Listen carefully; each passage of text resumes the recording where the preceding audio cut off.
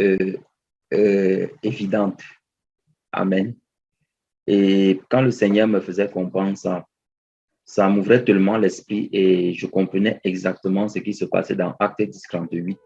Quand on dit que Jésus allait de village en village, n'est-ce pas, parcourait les villages afin de délivrer tous ceux qui étaient sous l'empire du diable. En fait, c'est qu'il y avait quelque chose de particulier, il y avait une autorité qu'il avait envie d'exercer. Et on a tout de suite envie de se poser la question, mais c'était laquelle, celle du lion ou celle de l'agneau, ou bien est-ce la même chose? En fait, c'est tout ça qu'on va essayer de comprendre en ce soir. Maintenant, aujourd'hui, nous allons exclusivement parler de l'autorité du lion. Et pour une prochaine session, nous parlerons de celle de l'agneau. Voilà, parce que j'ai trouvé que c'était un peu difficile de faire les deux dans une même session. On prendrait dans les 3 heures, 3h30. Et je pense que pour des questions de concentration, ce n'est pas indiqué. D'accord, donc nous allons pouvoir débuter. Alors, je vous invite, mes frères et sœurs, à ouvrir vos Bibles déjà, à ouvrir vos Bibles dans le livre de Juges, le chapitre 14, du verset 5 au verset 19. Alors, je vais lire. Mais avant de lire, je voudrais déjà qu'on situe un peu les bases pour que nous soyons certains que les termes que nous allons utiliser par la suite, que nous nous comprenons parfaitement. Donc, j'ai dit Juge chapitre 14, Juge 14, du verset 5 au verset 19.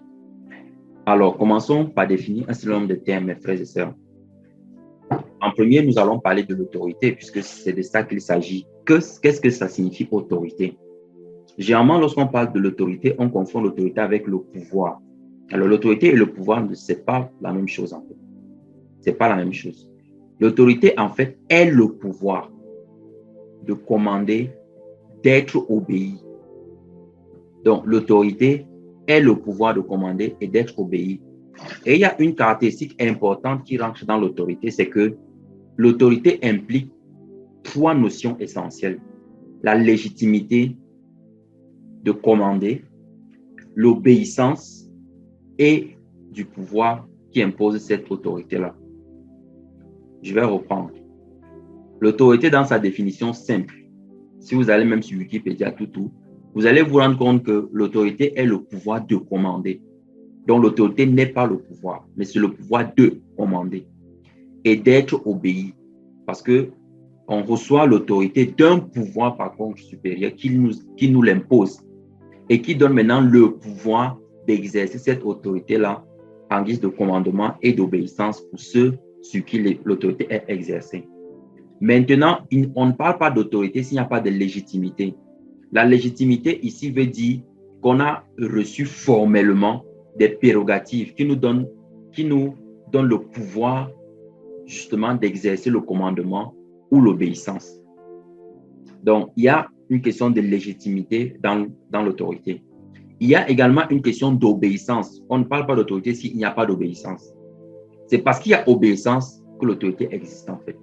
Si on se retrouve dans un monde où voilà, tout le monde fait ce qu'il veut, tout le monde parle comme il veut, on peut rouler à contre-sens dans les sens interdits, on peut griller les feux. Bon, par exemple, comme ce qu'on voit beaucoup dans notre pays ici, malheureusement, si je prends le cas de la route où c'est difficile de respecter les feux, des trucs comme ça, en fait, on dit qu'il n'y a pas d'autorité. Parce que l'autorité implique automatiquement qu'il y ait l'obéissance. Vous voyez un peu. Et la troisième chose, c'est que pour donner justement la légitimité, il faut un autre pouvoir qui confère cette légitimité-là. Donc, tous ceux qui estiment qu'ils ont eu une autorité, quand on veut parler d'autorité, ça veut dire qu'il y a légitimité de pouvoir qui a conféré cette autorité-là. C'est d'abord la première chose qu'on doit comprendre. Donc, s'il n'y a pas de légitimité, ton autorité est contestée. Prenons par exemple les coups d'État. Lorsque quelqu'un fomente un coup d'État, c'est une autorité en fait qui n'est pas légitimée parce que il n'a pas reçu l'autorité suivant les voies des urnes, par exemple, pour être voté légalement. Donc, en fait, son autorité n'est pas de l'autorité, mais de l'autoritarisme. Voilà, à ne pas confondre, qui est plutôt, n'est-ce pas, la capacité d'imposer ses choix ou d'obliger les gens à aller dans le sens qu'on veut. Donc, il faut déjà pouvoir distinguer ces deux notions à ce niveau, n'est-ce pas, du partage. C'est que l'autoritarisme n'est pas l'autorité. L'autoritarisme, c'est d'imposer ses choix. Or, l'autorité, c'est un pouvoir légitime qu'on a reçu pour commander et amener les gens à obéir à sa personne. Voilà. Alors, la deuxième notion dont on va parler ici, c'est la légitimité elle-même. Alors, j'ai dit tantôt que la légitimité, c'est l'attribution des prérogatives qui donnent le pouvoir de commander ou d'être obéi. Donc, il n'y a pas de légitimité si il n'y a pas reconnaissance, entre guillemets, universelle, ou du moins dans la sphère, dans le périmètre qui nous intéresse ici, où on parle effectivement du domaine spirituel. Donc, s'il n'y a pas reconnaissance de ce que tu as reçu l'autorité, donc il faut une reconnaissance. On ne reçoit pas l'autorité sans reconnaissance. Donc, si quelqu'un va dans sa chambre et que, voilà, il dit dans sa chambre qu'il a l'autorité d'être, il est désormais président de la République, ça n'a aucune légitimité, en fait. Ça n'a aucune légitimité. Donc, la légitimité implique qu'il y ait une voie qui soit tracée et qui soit respectée pour n'est-ce pas, donner l'autorité à celui qui doit pouvoir l'exercer. Et maintenant, la troisième chose, c'est le pouvoir. Le pouvoir, en fait, relève de la puissance et des moyens de commander. Donc, quand on parle de pouvoir, on parle de puissance et des moyens. Vous voyez que le pouvoir, en fait, est inclus dans l'autorité. Parce que pour exercer son autorité, c'est un pouvoir, le pouvoir de commander. Il faut le pouvoir. Maintenant, le pouvoir, donc, c'est quoi? C'est la puissance et les moyens. Donc, quelqu'un qui n'a pas de puissance ni de moyens n'a pas de pouvoir. Vous comprenez pourquoi lorsque Jésus a dit « Je vous donne le pouvoir de… » marcher sur quoi? Sur le serpent, sur le scorpion, de pouvoir de chasser les démons, ceci. Vous voyez, Jésus n'a pas, il ne s'est pas trompé les termes. À ce moment, quand il a envoyé ses disciples, il a dit, je vous donne le pouvoir de… Donc, il leur a donné la puissance et les moyens de pouvoir commander. Mais il ne leur a pas donné l'autorité à ce moment-là. Ça, c'est déjà un point très important qui nous permet de différencier qu'est-ce que l'autorité vraiment, à quel moment nous avons reçu l'autorité. Et si nous l'avons véritablement reçu, quel type d'autorité avons-nous reçu? Parce qu'aujourd'hui, dans le monde chrétien, c'est tellement mélangé. On parle de pouvoir, on parle d'autorité, chacun fait comme il veut. J'ai reçu l'autorité de faire ceci alors qu'on parle de pouvoir. Et parfois, on ne se comprend pas. Et après, les frères sont chicotés comme ça par les démons parce qu'ils ne savent pas en fait ce qu'ils font. Ils ne savent pas si c'est le pouvoir qu'ils sont en train d'exercer ou si c'est l'autorité. Et nous allons voir très, très nettement que l'autorité, mes frères et sœurs dans le Seigneur, l'autorité ne se partage pas. L'autorité ne se partage pas. Le pouvoir se partage, mais l'autorité ne se partage pas parce qu'on peut partager la puissance et les moyens, mais on ne partage pas le pouvoir de commander. Non. On peut déléguer l'autorité, ça c'est une autre chose, mais l'autorité ne se partage pas. L'autorité ne se partage pas. Donc, je voulais bien qu'on se comprenne sur ces termes-là, afin que quand on va les utiliser par la suite, n'est-ce pas, qu'on ne vienne pas à, voilà, peut-être à confondre ou bien qu'on soit sur la même longueur d'onde. Amen. Donc, nous allons lire dans le livre de Juge, chapitre 14, du verset 5 au verset 19. Alors, qu'est-ce qui se passe dans cette histoire? Il s'agit de Samson. Samson qui est descendu chez les Philistins et il a vu une femme, n'est-ce pas, et parmi les filles des Philistins, et il a décidé de l'épouser. Alors, il remonte dans sa ville natale et il va dire à son père et à sa mère que vraiment, il faut que vous allez me prendre cette femme-là parce que, voilà, moi, je l'aime. Et ses parents lui demandent que, mais attends un peu, Samson, donc de toutes les filles d'Israël ici, il n'y a pas une fille dans la maison de tes frères et de tes sœurs que tu ne pouvais prendre. Tu passes seulement chercher une fille chez nos ennemis, les Philistins. Comment c'est possible? Et la parole précise dans le verset 4 que, en fait, son père et sa mère ne savaient pas que cela venait de l'Éternel, car Samson cherchait une occasion de dispute de la part des Philistins, parce que les Philistins dominaient sur eux. Alors, petite parenthèse ici, mes frères et sœurs dans le Seigneur. Voici Samson qui était rempli du Saint-Esprit, ou du moins de la force du Saint-Esprit, pour être beaucoup plus précis, l'esprit de force, n'est-ce pas? Et qui a vu sa femme, une femme, et il a voulu la prendre en épouse. Et il va quand même chercher son père et sa mère. Alors, aujourd'hui, malheureusement, en milieu chrétien, on assiste à quelque chose qui est à l'origine de beaucoup de malédictions. Je veux vraiment faire cette parenthèse parce que pendant que je lisais ça, le Seigneur m'a un peu comme ouvert encore l'esprit dessus. Vous remarquez que dans le milieu chrétien aujourd'hui, mes frères et sœurs, beaucoup de mariages se font sans les parents parce qu'on estime que voilà, ils ne nous comprennent pas, j'ai ma foi que je vis, voilà, et tout, ils sont des sorciers. Bref, il y a beaucoup de choses. Si vous ne partagez pas ma foi de toutes les façons, le plus important, c'est que l'homme de Dieu bénisse et tout. Mes frères, je voudrais vous donner un bon conseil, c'est une malédiction. C'est une malédiction que de ne pas faire tout son possible afin que ses parents soient impliqués dans son mariage. Je vous assure. Même si à la fin, eux, ils décident de ne pas s'impliquer, c'est différent. Mais de ce que nous décidions en tant que des personnes qui veulent se marier, de dire que vraiment, comme mon père ne veut pas se soumettre aux règles de l'église, ou on se rend souvent compte que c'est l'église qui organise toute la cérémonie, la famille n'est pas au courant et tout. Mes frères, c'est à l'origine de beaucoup de malédictions. On prendra peut-être un temps beaucoup plus élaboré, beaucoup plus propice pour pouvoir décrire ça en détail lorsque on fera le séminaire sur les mariés, sur le mariage selon le Seigneur, lorsqu'on va tenir ce séminaire-là. Donc, on va avoir ce temps-là, mais je voudrais déjà attirer votre attention dessus. Ne soyez pas, ne tombez pas dans ce piège-là. Ne tombez pas dans ce piège-là. Voilà Samson qui allait chez son père et sa mère. Vous dites allez, descendons chez les Philistins pour que vous me preniez une femme. Ça veut dire que dès le commencement, le Seigneur avait impliqué les parents dans l'œuvre du mariage. Dans l'œuvre du mariage. Et je recommande aux frères et aux sœurs qui ont eu à faire ça en dehors de leurs parents et que jusqu'à présent, vous ne vous êtes pas réconciliés. Je vous encourage à retourner vers eux et à leur demander pardon. Quels que soient les motifs, même si vous avez vu qu'ils ont été distants, tout, vous allez vous rendre compte que c'est parce que vous ne leur avez pas donné la place qu'ils méritaient. Vous ne leur avez pas donné la place qu'ils devaient avoir dans ces cérémonies-là. Je ne dis pas que dans l'absolu, ça va toujours se passer comme ça, parce qu'il y a certains qui vont carrément refuser pour des motifs autres, peut-être manipulés par des esprits et tout ça. Mais je dis que nous devons leur donner la place qu'il faut, quitte à ce qu'eux ils disent que je ne veux pas de cette personne. Donc, véritablement, je voulais faire cette parenthèse, que le Seigneur vous donne le courage pour ceux qui ont eu à faire ça, de retourner vers les parents et vraiment de leur parler sincèrement, de demander pardon afin que nous soyons des enfants de Dieu qui donnent la paix. Alléluia, comme c'est dit dans le livre de Matthieu au chapitre 5. Heureux ceux qui procurent la paix quand ils sont appelés fils de Dieu. Il y a beaucoup de parents qui sont meurtris dans leur cœur parce qu'ils n'ont pas vu le mariage de leur enfant se dérouler comme ils le souhaitaient. Et comme ils le souhaitaient, ça ne veut pas dire que ça allait à l'encontre des convictions des enfants, mais c'était plutôt que les enfants étaient manipulés par l'homme de Dieu, entre guillemets, tout ça. Bref, c'était des choses compliquées. Donc, je vous encourage vivement au nom de Jésus-Christ. Alors, on va commencer à lire à partir du verset 5, comme je disais. Et voici ce qui se passe en fait à ce niveau-là. Samson descendit avec son père et sa mère à Timna lorsqu'ils arrivèrent aux vignes de Timna. Voici un jeune lion rugissant vint à sa rencontre. L'esprit de l'Éternel saisit Samson et sans avoir rien à la main, Samson déchira le lion comme on déchire un chevreau.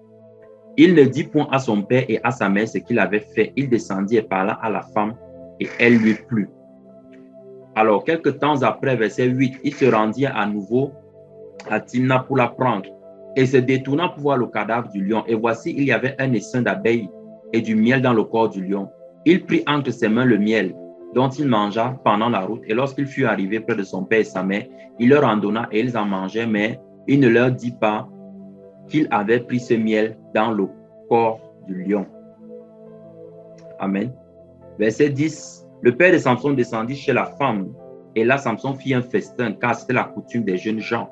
Dès qu'on le vit, on invita 30 compagnons qui se tinrent avec lui. Samson leur dit, je vais vous proposer une énigme. Si vous me l'expliquez pendant les 7 jours du festin, et si vous la découvrez, je vous donnerai 30 chemises et 30 vêtements de rechange.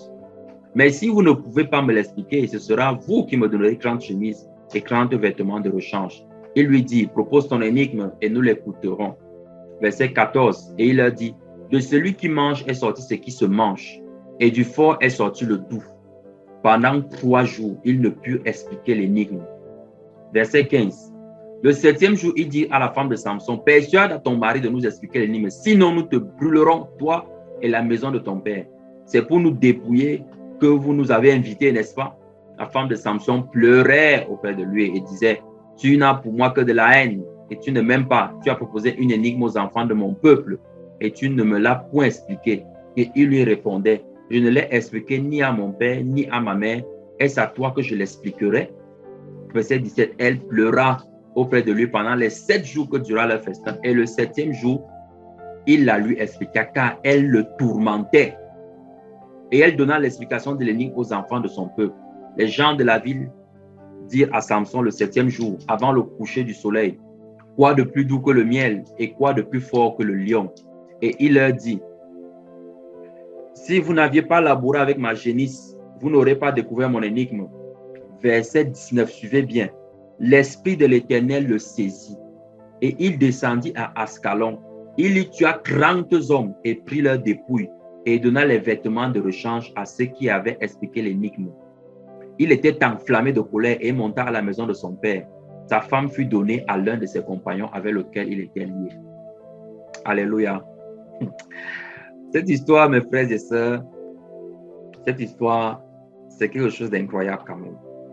Voilà un homme qui descend pour chercher sa femme et il organise la fête normalement. Donc, les fêtes, les fêtes dans les mariages, c'est une histoire qui est prévue depuis. Donc, vraiment, que les frères qui sont trop spirituels là, il faut un peu nous excuser. C'est simplement pour dire qu'il y a une déformation dans la compréhension de la fête en fait. La fête, c'était un moment de réjouissance. Et la réjouissance était d'abord portée vers le Seigneur qui donnait l'opportunité d'avoir ces moments-là. Alléluia. Donc, ce n'est pas parce que le diable est venu pervertir le terme fête par tout ce qu'on voit dehors que nous, dans notre compréhension, on va comprendre ça ici. Également, j'invite aussi les frères à pouvoir se rassembler avec d'autres frères, à partager de bons moments. C'est important aussi, mes frères et sœurs. Arrêtez de vivre trop enfermés sur vous. Arrêtez de vivre aussi comme si, voilà, c'est Christ, toi, les 4 murs là. Non, il y a des moments d'intimité, il y a des moments de réjouissance aussi. Et la fête fait partie des moments de réjouissance. Quand vous lisez même dans le livre de Deutéronome, dans le livre de Lévitique, vous vous rendez compte que Dieu a prescrit un certain nombre de fêtes. C'est vrai que celles-ci, elles étaient juives et sous la loi, mais c'était pour nous dire qu'on a la possibilité de nous réjouir dans le Seigneur. Donc souvent, moi je recommande que les frères invitent d'autres frères, qu'ils passent du temps ensemble, dans des partages, dans des moments où vous partagez un repas. C'est très important aussi. Maintenant, regardons ce qui se passe ici, mes frères et sœurs. Puisque cette parenthèse-ci, elle est déjà fermée. Ce qui se passe, c'est que Samson, il descend pour aller prendre sa femme. Et sur le chemin, il rencontre un lion. Il est avec ses parents, mais il rencontre un lion. Et Samson déchire le lion comme s'il s'agissait d'un chevreau. La comparaison n'est pas faite au hasard ici. Et avant que Samson ne déchire le lion, on dit l'Esprit de l'Éternel le saisit. Alors, la première caractéristique du lion qu'on va voir en termes de son autorité, c'est l'autorité en tant que juge. Mais frère, quand on parle du lion, le lion intervient dans la caractéristique, dans l'aspect du jugement. Le lion vient pour juger. Le lion ne vient pas pour échanger les cadeaux, pour discuter. Donc, quand on parle de l'aspect du lion, de Jésus-Christ, vous allez voir que on va voir dans beaucoup de versets que le lion apparaissait pour juger. Et quand on parlait du jugement, le lion ne jugeait pas les œuvres. Faisons bien attention. Le lion ne juge pas les œuvres. Le lion juge la personne. Parce qu'il y a une différence entre juger les œuvres et juger la personne. Lorsque le Seigneur parle dans Matthieu 5, où il dit ne jugez point afin de ne pas être jugé. Là-bas, il parle du jugement des personnes. C'est-à-dire que ce que le Seigneur ne nous permet pas de faire, c'est de juger les personnes. Et juger la personne veut dire qu'on met une condamnation sur la personne, on a déjà prononcé une sentence en fait. C'est ça, juger la personne. Tandis que juger les œuvres, comme l'apôtre le dit dans 1 Corinthiens 2, quand il dit l'homme spirituel juge de tout, et il est en lui-même jugé par personne. Là, c'est le jugement des œuvres. Le jugement des œuvres, en fait, c'est de reconnaître ce qui est ténèbres et de reconnaître ce qui est lumière. Parce que le Seigneur dit dans le livre d'Ésaïe, le Seigneur dit dans le livre d'Ésaïe au chapitre 5, que malheur, au chapitre 30, pardon, que malheur à ceux qui appellent les ténèbres la nuit, les ténèbres jour et le jour les ténèbres. Malheur à eux. Ceux qui appellent le bien mal et le mal bien. Donc le Seigneur sait et il nous a instruit qu'en tant qu'enfants de Dieu, que nous puissions quoi? Dénoncer les œuvres des ténèbres. Mais la dénonciation des œuvres des ténèbres, en fait, c'est le jugement de ces œuvres-là. Ce n'est pas le jugement des personnes qui les pratiquent. Ça veut dire que lorsque quelqu'un pratique le péché, ce que nous devons lui dire, c'est que les œuvres que tu pratiques vont t'amener en enfer si tu ne te repens pas. Parce que ces œuvres sont mauvaises. Mais ce n'est pas de dire à la personne que tu es une mauvaise personne, tu es digne de l'enfer, voilà, le châtiment de Dieu est sur ta tête, voici, voilà, Dieu va sévir, Dieu va agir, machin, machin. Non, ce n'est pas ce que le Seigneur nous demande de faire. Donc, l'autorité du lion, qui est l'autorité, ici la première partie du juge, n'est pas une autorité que Dieu nous a donnée pour exercer sur nos frères. C'est une autorité que Dieu a pour lui seul. Voilà pourquoi il s'appelle le juste juge. Alors, d'autres personnes vont dire que mais le Seigneur dit dans le livre d'Apocalypse que celui qui vaincra, ça sera avec moi et jugera les nations. Oui, c'est vrai. Suivez, il dit celui qui vaincra. Celui qui vaincra, qui vaincra. Ça veut dire que lorsque tout sera accompli pour nous, dans la dimension de que nous serons débarrassés de ce corps-ci et que nous aurons revêtu le corps de gloire et que nous aurons vaincu et que le Seigneur nous aura confessé devant son Père et devant ses anges. Alors, à ce moment-là, quand il devra juger les nations, nous pourrons nous asseoir avec lui pour également juger. Mais présentement, ce n'est pas une autorité que Dieu nous a donnée. C'est pour cela que tous ceux qui rentrent dans le ministère de dénonciation, où ils commencent à accuser seulement les autres. Oh, j'ai vu que tel, oh, ce n'est pas un serviteur de Dieu. Voici, il fait les pratiques comme ça. Au lieu de dénoncer les œuvres, on commence à dénoncer la personne. C'est un faux prophète, il va mourir brûlé. Oh, c'est ceci, oh, cela. Il fait le vaudou, il fait la magie, il fait ni, il fait un, il fait on. On parle même chinois, on fait tout ça, là, tout le désordre là. Vous allez vous rendre compte que même si la personne était véritablement un serviteur de Dieu, l'onction va commencer à disparaître. Le Seigneur ne sera plus là. Pourquoi? Parce que tu veux t'attribuer une autorité que Dieu ne t'a pas donnée. Je vous ai dit au départ que l'autorité ne se partage pas, elle se délègue seulement. Ça veut dire que si j'ai autorité sur quelque chose, une autre personne peut avoir autorité sur la même chose. C'est impossible. Je peux lui déléguer l'autorité, une partie de mon autorité, pour commander ou pour exercer le pouvoir sur les sous-ensembles de cette chose-là. Mais la chose en elle-même sur laquelle j'ai reçu l'autorité, je suis la seule à pouvoir la posséder. Je suis le seul à pouvoir posséder cette autorité-là. Et voyez comment beaucoup de frères veulent s'approprier l'autorité du juge, alors qu'on dit le juste juge. Alors que le Seigneur est en train de nous montrer ici qu'il n'y a pas d'autre autorité que l'autorité du Seigneur elle-même. Et quand il dit que toute autorité vient de Dieu, c'est une délégation. Regardez, il dit toute autorité, il ne dit pas toutes les autorités. Suivez bien ce que le Seigneur dit.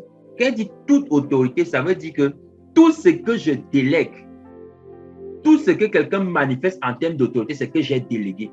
C'est ce que ça veut dire en fait. Donc même lorsque Jésus se retrouve devant Pilate et que Pilate lui dit, ne sais-tu pas que j'ai le pouvoir de te condamner ou de te libérer, de te faire mourir ou de te faire vivre? Qu'est-ce que Jésus lui répond? Jésus lui dit que tu n'aurais reçu aucun pouvoir s'il ne t'avait été donné du ciel. Jésus était en train d'expliquer à Pilate que tout ce que tu crois que tu manifestes là, en termes que tu as une certaine autorité, c'est seulement qu'il y a quelqu'un qui a délégué. Et il t'a délégué ça pour me mettre à mort. Donc fais seulement ton travail. C'est tout. Et voilà comment plusieurs frères se retrouvent dans la peau du juge. Au lieu de juger les œuvres, ils commencent à juger les personnes. Donc quand vous voyez le lion, ici, le lion vient pour juger les personnes.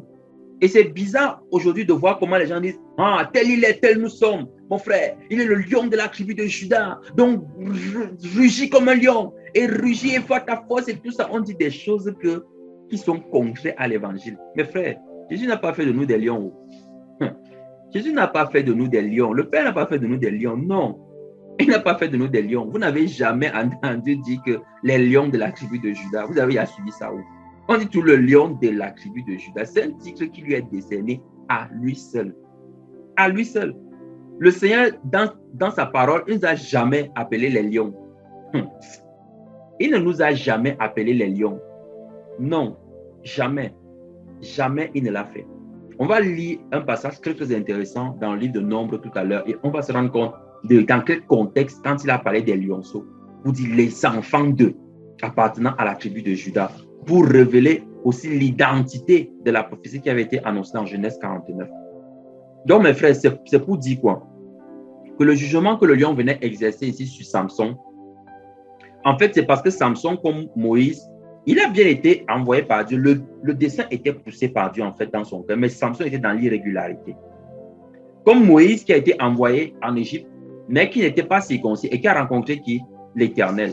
Et on dit bien, il a rencontré l'Éternel. On n'a pas dit l'ange, on a dit l'Éternel. Il a rencontré le lion qui devait le mettre à mort. Et Séphor avait eu la révélation qu'il fallait que le sang coule, en fait, afin que le lion ne puisse pas faire quoi? Exercer le jugement sur Moïse. Donc, en d'autres termes, quand le lion apparaît, si le sang ne coule pas, il ne s'arrête pas. Le lion ne vient pas pour jouer aux cartes, mon frère. Il ne vient pas pour causer comment tu vas, vraiment, je t'aime, machin. Le lion, il a des griffes, il a des dents. Donc, quand il apparaît sous l'auspice du Christ, je le précise, parce qu'il y a un autre lion qui est semblable à un lion. Moi, je ne parle pas de lui, je parle du lion qui est Christ. Quand il vient pour exercer un jugement, il faut que la mort soit constatée. Et donc, qu'est-ce qui se passe ici? C'est que Samson étant dans l'irrégularité et devant être tué, alors le lion apparaît en fait, parce que Samson est en train de se rendre chez les Philistins. Ça vient de l'Éternel, mais il était interdit qu'ils prennent, dans le peuple d'Israël, il était interdit qu'ils prennent des femmes d'autres peuples, encore pour les peuples païens. Et voici donc que l'Esprit du Seigneur le saisit. Pourquoi l'Esprit du Seigneur le saisit ici? Parce qu'il y avait une révélation qui était cachée derrière. C'est que ce n'était pas à Samson de mourir parce qu'il accomplissait le dessein de Dieu. Voilà pourquoi à la fin de l'histoire, j'ai tenu à ce qu'on ait jusqu'au verset 19. Il a dû tuer 30 personnes. Ces 30 personnes-là, en fait, c'est le sang qui devait être versé, le sang de Samson qui devait être versé parce que le jugement, le lion était apparu pour le juger.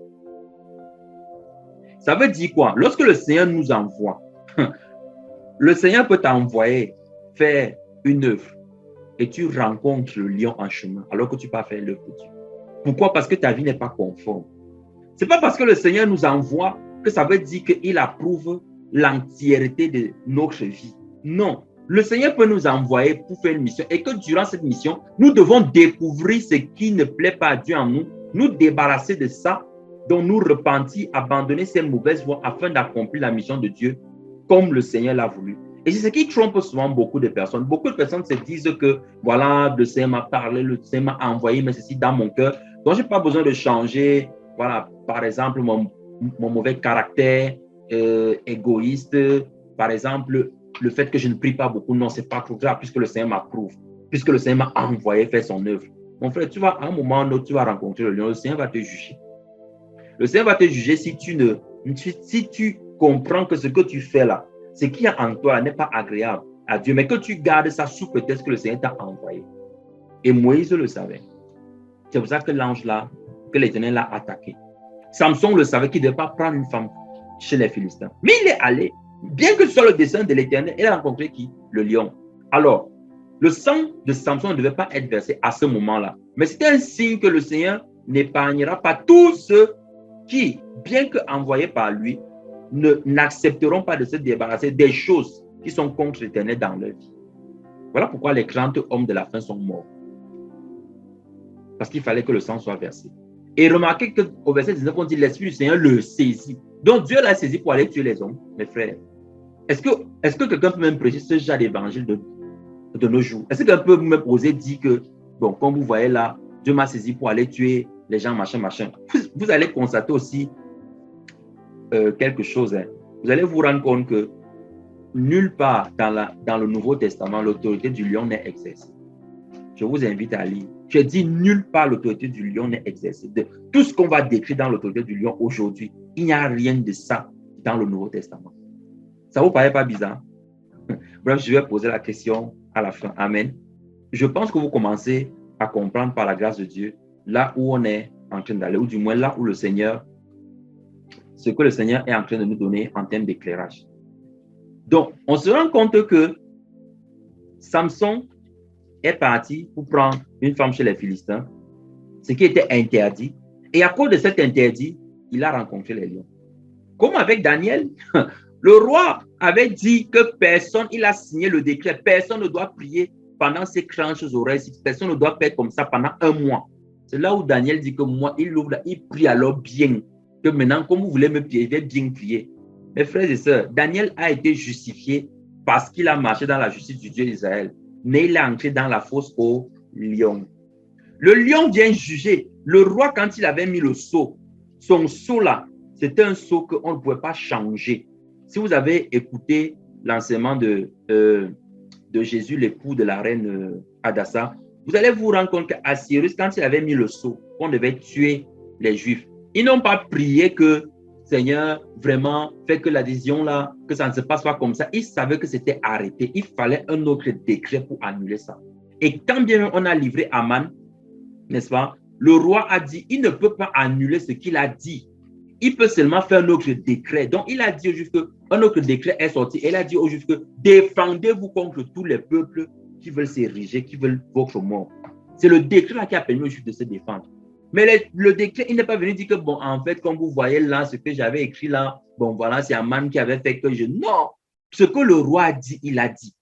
Donc, à partir du moment où l'autorité qui vient de Dieu a dit quelque chose, mon frère, si tu vas à l'encontre de ça, tu vas subir les représailles. Maintenant, ça ne veut pas dire qu'on doit se soumettre à ce qui est contre Dieu. Non. Ça veut simplement dire qu'on doit comprendre que ce n'est pas parce qu'on est en train de se soumettre à ce que Dieu veut, en étant contre l'autorité, qu'on va échapper à la répression. On va subir la répression.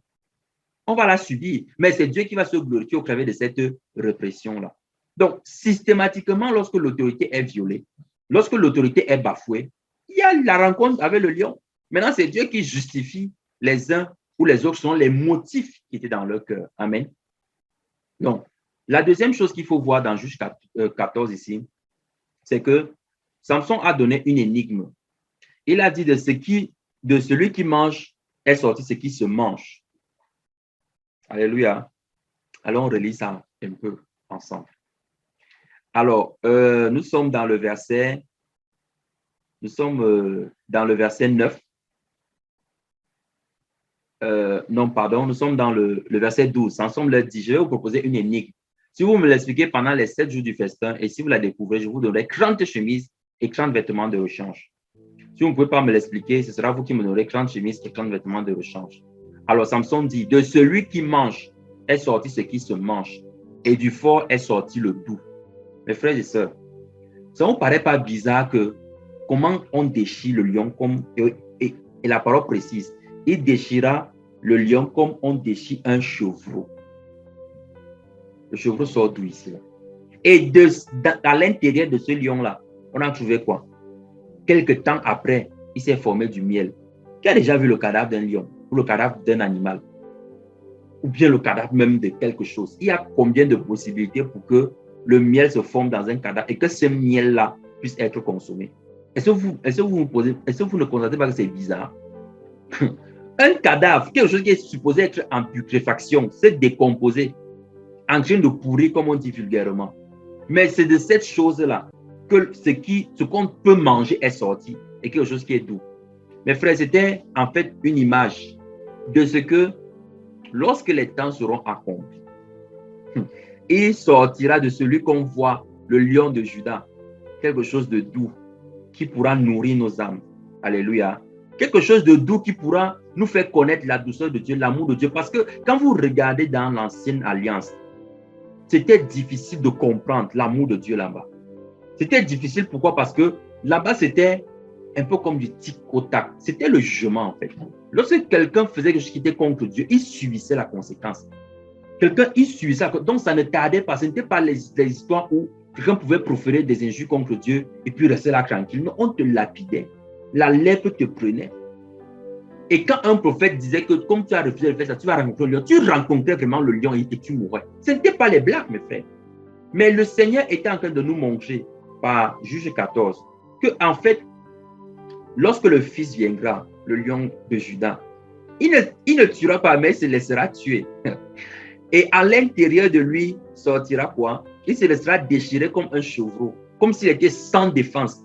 Pourquoi? Parce que l'Esprit du Seigneur, voilà, saisit qui? Ah, l'Esprit du Seigneur. C'est-à-dire que Dieu lui-même, l'Esprit du Seigneur qui saisit Samson, c'est Dieu en fait qui est en train d'agir. Parce que Jésus est le juge depuis le commencement. Maintenant, quand il a pris le corps de Dieu, il fallait qu'il abandonne sa justice. Il fallait qu'il abandonne son manteau de juge pour nous sauver. Il devait devenir notre frère et ainsi porter nos péchés, le poids de nos fautes. Et en venant donc ainsi s'attaquer, comme ce lion qui vient s'attaquer à Samson, en fait, qui est revêtu de l'Esprit du Seigneur. L'Esprit du Seigneur l'a déchiré. L'Esprit du Seigneur l'a brisé complètement, comme un chevreau, pour que de lui sorte quoi? Du miel. Quelque chose qu'on pouvait consommer, qui pouvait nous apaiser de la faim, qui pouvait nous faire sortir des mauvais sentiers dans lesquels nous étions. Et il dit de celui qui mange est sorti ce qui se mange. Mes frères, le Seigneur qui consommait notre foi, qui consommait, n'est-ce pas, à l'époque de l'ancienne alliance, qui consommait cette foi qui était manifestée dans le fait de sacrifier des animaux tout. Il s'est offert lui-même en sacrifice à Dieu. Donc, il s'est offert lui-même. Ça veut dire qu'il s'est offert comme un aliment à Dieu, en fait. Voilà pourquoi l'énigme de Samson, en fait, est une préfiguration de l'œuvre de la croix, de ce qui devait arriver, de ce que Dieu avait promis de faire avec nos vies. Alléluia. On voit qu'ici, le lion est apparu pour juger. Allons lire encore dans 1 Roi 13. C'est une histoire qui me déchire toujours le cœur chaque fois que je la lis. Vraiment, ici, c'est Jéroboam, n'est-ce pas, que Dieu a établi roi d'Israël à la place de Roboam, fils de Salomon. À cause des infidélités de Salomon, Dieu a établi Jéroboam, roi d'Israël. Et il avait annoncé à Salomon que je diviserai ton royaume en deux. Mais à cause de David, je garderai une flamme en Juda. C'est à partir de Salomon, en fait, qu'il y a eu deux rois à chaque fois dans le peuple d'Israël. Il y avait les rois d'Israël et les rois de Juda. Les rois de Juda, c'était ceux qui restaient dans la lignée de David. Et les rois d'Israël étaient vraiment les plus pervertis de tout ce qu'on a pu voir dans ce monde-ci, excepté Manassé qui est né sous Juda et qui a fait pire que tous les rois d'Israël. Alors, dans 1 Roi 13, donc, qu'est-ce qui se passe? C'est que Dieu envoie quelqu'un, un homme de Dieu qu'on appelle le jeune prophète. Et le jeune prophète vient dire à Jéroboam que détourne-toi de tes péchés parce que voici. Et il donne même un signe de ce qui doit arriver à Jéroboam s'il ne se détourne pas. Et le signe arrive effectivement. Et Dieu lui avait donné une instruction. Dieu avait dit, quand tu iras là-bas, tu ne mangeras pas et tu ne prendras point d'eau. Alors, au sorti de là, il a fini d'accomplir la mission, il rentrait. Il rencontre un vieux prophète. Le vieux prophète a été, voilà, il a eu, oui, qu'il y a un jeune prophète qui a dit ci, qui a dit ça. Et il est allé à sa rencontre. Et quand il va à sa rencontre comme ça, de ce jeune prophète, il lui dit que Dieu m'a dit que tu dois venir manger et boire. Il rencontre le vieux prophète. Le vieux prophète dit au jeune prophète que Dieu m'a dit que tu dois venir manger et boire. Le jeune prophète lui dit que non, moi je n'ai pas reçu ça de Dieu, voici. Le vieux prophète insiste que c'est Dieu qui m'a dit. Et le jeune prophète est allé manger chez le vieux prophète. Alors qu'est-ce qui se passe donc? Suivons l'histoire. Ah, c'est Christ. L'homme de Dieu retourna avec lui et il mangea, à partir du verset 19, mes frères, et il mangea du pain et but de l'eau dans sa maison. Comme ils étaient assis à table, la parole de l'Éternel fut adressée au prophète qui l'avait ramené. Suivez, celui qui est venu dire en mentant, dans le verset 18, il dit, et lui dit, moi aussi je suis prophète comme toi. Et un ange m'a parlé de la part de l'Éternel et m'a dit, ramène-le avec toi dans ta maison et qu'il mange du pain et boive de l'eau. Et on précise à la fin, il lui mentait. Maintenant donc, le jeune prophète a écouté la voix du vieux prophète et qu'il allait manger dans sa maison, bu de l'eau et manger du pain. La parole de Dieu maintenant s'adresse au vieux prophète. Donc, s'adresse au jeune prophète, mais pas le vieux, qui lui dit, et il cria à l'homme de Dieu qui était venu de Juda, ainsi par l'Éternel, parce que tu as été rebelle à l'ordre de l'Éternel et que tu n'as pas observé le commandement que l'Éternel, ton Dieu, t'avait donné, parce que tu es retourné et que tu as mangé du pain et bu de l'eau dans le lieu où il t'avait dit, tu n'y mangeras point de pain et tu n'y boiras point d'eau, ton cadavre n'entrera pas dans le sépulcre de tes pères. Et quand le prophète qu'il avait ramené eut mangé du pain et bu de l'eau, il scella l'âne pour lui. Suivez le verset 24. L'homme de Dieu s'en alla et fut rencontré dans le chemin par un lion qui le tua. Son cadavre était étendu sur le chemin. L'âne resta près de lui et le lion se tint à côté du cadavre. Est-ce que vous trouvez ça normal qu'un lion attaque? Il y a un homme et il y a un âne. Le lion tue l'homme. L'âne reste là. Le lion ne touche pas à l'âne. Il ne le mange pas, il ne le déchire pas. Et les deux sont placés là. Vous trouvez d'abord ça normal qu'un âne reste à côté d'un lion? Donc, ils sont là placés à deux. Et la parole dit que voici des gens qui passaient, virent le cadavre étendu dans le chemin et le lion se tenant à côté du cadavre. Le lion est là à côté, l'âne est aussi là à côté. Parce que lorsque le lion juge, il ne fait pas un jugement collectif. Et ça, c'est quelque chose que nous, en tant que chrétiens, on doit bien comprendre. La rébellion amène systématiquement le jugement. Tout dépend du moment où Dieu va l'exercer. Donc, il y a des personnes qui Parce que tu ne vois pas la main de Dieu agir. Tu as l'impression que non, ça va. Hein? Dieu me comprend dans ma jalousie. Dieu me comprend dans ma colère. Je peux me mettre en colère et puis c'est quand même normal, non? J'ai quand même le droit de bouder un peu. Hein? Je peux quand même bouder un peu. Hein? C'est même quoi c'est toi. Et tu as l'impression que parce que Dieu n'agit pas, que ça veut dire que non, il agrée tes voix. Mon frère, ma soeur, Dieu n'agrée pas ces voix-là. Tu es en train de prononcer contre toi-même un jugement. Parce que tu as été rebelle à la voix de Dieu. Lorsque le Seigneur te dit, sois courageux, sois amour, sois joyeux, soyez toujours joyeux, comme dit 1 Thessaloniciens 5,16. Soyez toujours joyeux et toi tu trouves bon d'être dans la tristesse. Tu es dans la rébellion. Parce que les gens pensent qu'on va aller prendre des choses comme voilà, la débauche, l'impudicité. Non, mes frères, l'autre là, si quelqu'un se retrouve dans ça, vraiment, il a besoin d'entendre l'évangile. Il n'y a rien à dire. Maintenant, je parle des choses qui sont comme les caractères dans nos vies. Qui sont comme des caractères. Où on se dit que parce qu'on ne voit pas la main de Dieu agir, que ça veut dire que Dieu est pour nous. Non, mon frère, c'est ça, non. Non. Ne poussons pas le lion, ne poussons pas le jument à tomber sur nos vies. Ne tentons pas Dieu. Si nous savons que Dieu est contre ceci, abandonnons la chose. S'il est contre la médisance, abandonnons la médisance. S'il est contre la tristesse dans nos vies, abandonnons la tristesse. Alléluia. Et voici, il a rencontré l'homme et il a jugé l'homme. Non, l'âme n'avait rien à voir dedans.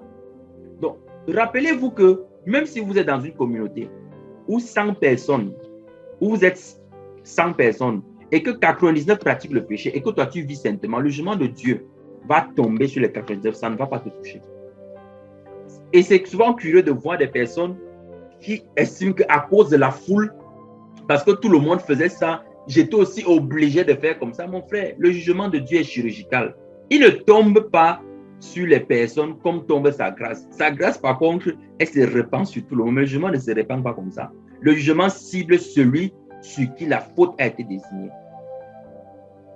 C'est pour encourager un frère, une sœur, que même si tu te retrouves seul contre 1 million de personnes qui blasphèment le nom de Dieu et que toi, tu n'es pas en train de blasphémer, rassure-toi que le jugement de Dieu ne tombera pas sur toi. D'autres vont dire que la parole de Dieu dit sortez du milieu d'eux. Oui, lorsque le Seigneur t'amènera à sortir, il faudra sortir. Mais ne te dis pas que tu dois faire comme eux simplement parce que la majorité est en train de le faire. Ça, c'est d'un.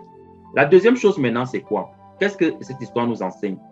En tant que des fils de Dieu qui devons écouter le Saint-Esprit, le Seigneur a parlé au jeune prophète d'une certaine manière. Et le Seigneur n'est pas venu lui reparler de la même manière par laquelle il lui a parlé pour annuler l'ordre qu'il lui avait d'abord donné. Et ça, c'était une erreur très grave. Lorsque le Seigneur te donne une instruction, mon frère, ma soeur, et que tu reçois une instruction qui est contraire, le Seigneur va s'arranger à te l'apporter de la manière dont il t'a apporté la première. Et c'est pour cela qu'aujourd'hui, beaucoup de frères qui ne comprennent pas le verset disent que le Seigneur parle tantôt d'une manière, tantôt d'une autre, et qui se retrouvent en train de faire des bêtises comme ce jeune prophète. Il se retrouve jugé par le lion. Et on va voir que le jugement du lion, ce n'est pas toujours la mort physique. Hein. On va voir un autre type de mort que le lion apporte aussi. Il y a un autre type de mort que le lion apporte. Et aujourd'hui, c'est triste de voir ça, de voir des frères qui, n'est-ce pas, ne se plongent pas dans l'intimité pour écouter ce que le Seigneur a à leur dire.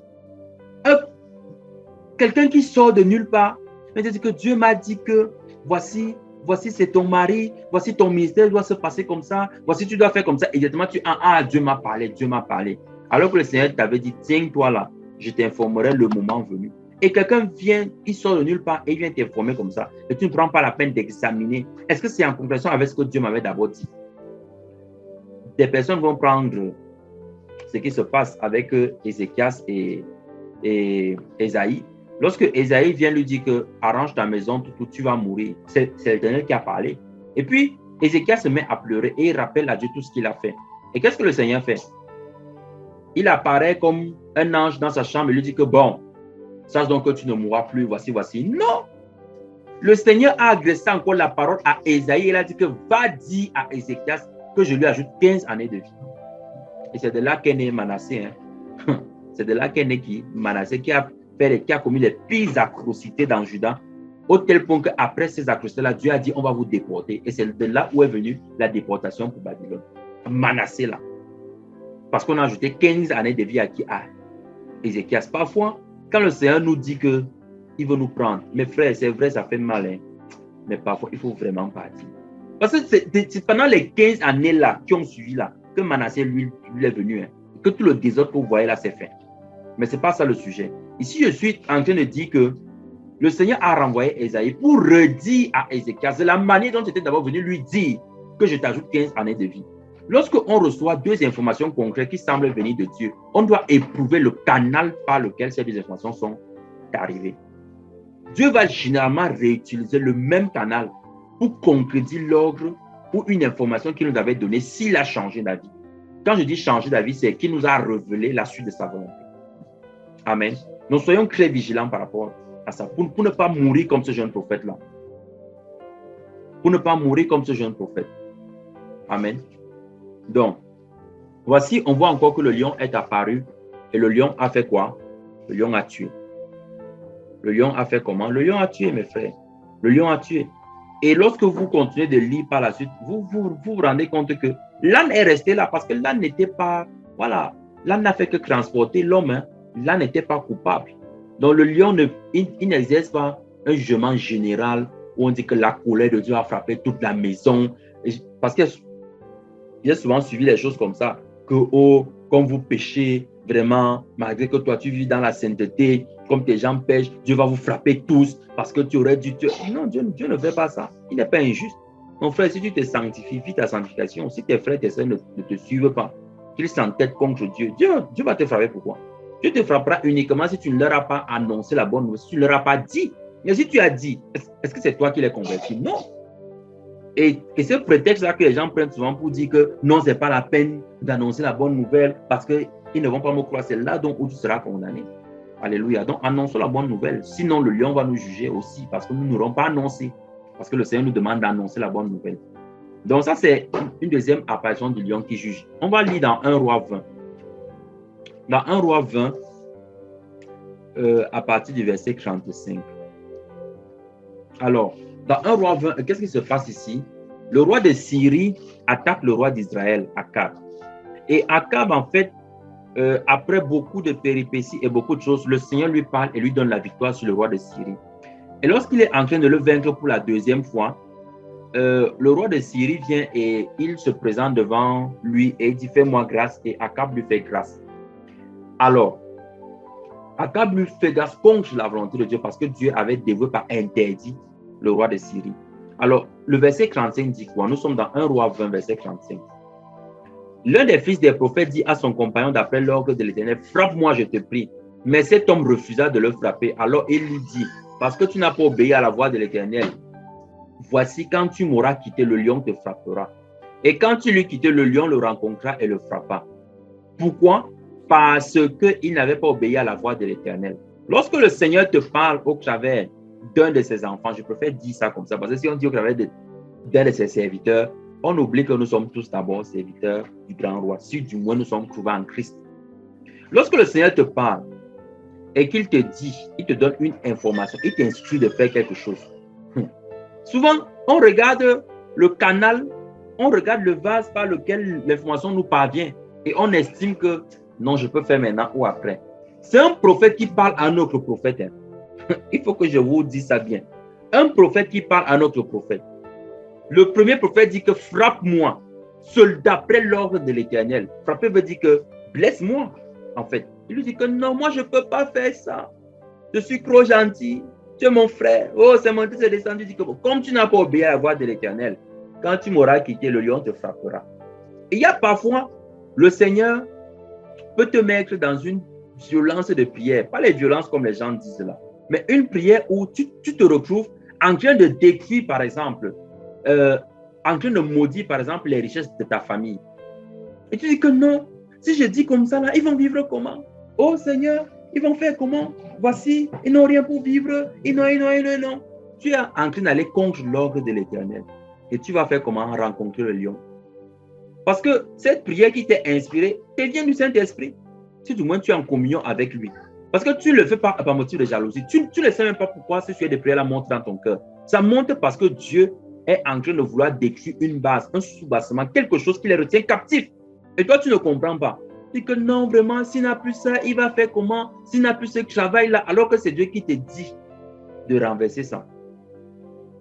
Pour faire un petit témoignage, j'encadrais une famille comme ça, dans une cellule de prière. Et j'avais prié pour cette famille-là, en particulier pour la dame de la maison. Et elle a trouvé le travail. Alors, elle a trouvé le travail, elle ne m'a même pas dit, j'avais appris ça comme ça. Bon, bien sûr, ça ne m'a pas dérangé. Outre je mesure, moi, je me réjouissais. Et quelques temps après, la personne a sorti une histoire à scandale, en fait. Bon, je vais vous faire le résumé. Hein. Dans cette histoire, en fait, elle avait fait un rêve, d'après elle. Et dans le rêve, elle accusait mon épouse. Elle accusait mon épouse, n'est-ce pas, d'avoir mal parlé contre elle. Parce que dans le rêve, en fait, mon épouse fait un rêve où elle la voit en train de nous dénoncer à la police. Et elle lui dit que comment est-ce que tu peux dénoncer quelqu'un qui prie pour toi? Alors elle donc, quand mon épouse finit de parler avec elle, elle lui dit que quand tu vois ce genre de choses, ça veut dire qu'il y a une pensée dans ton cœur qui n'est pas correcte et le diable peut utiliser ça pour faire des mauvaises choses.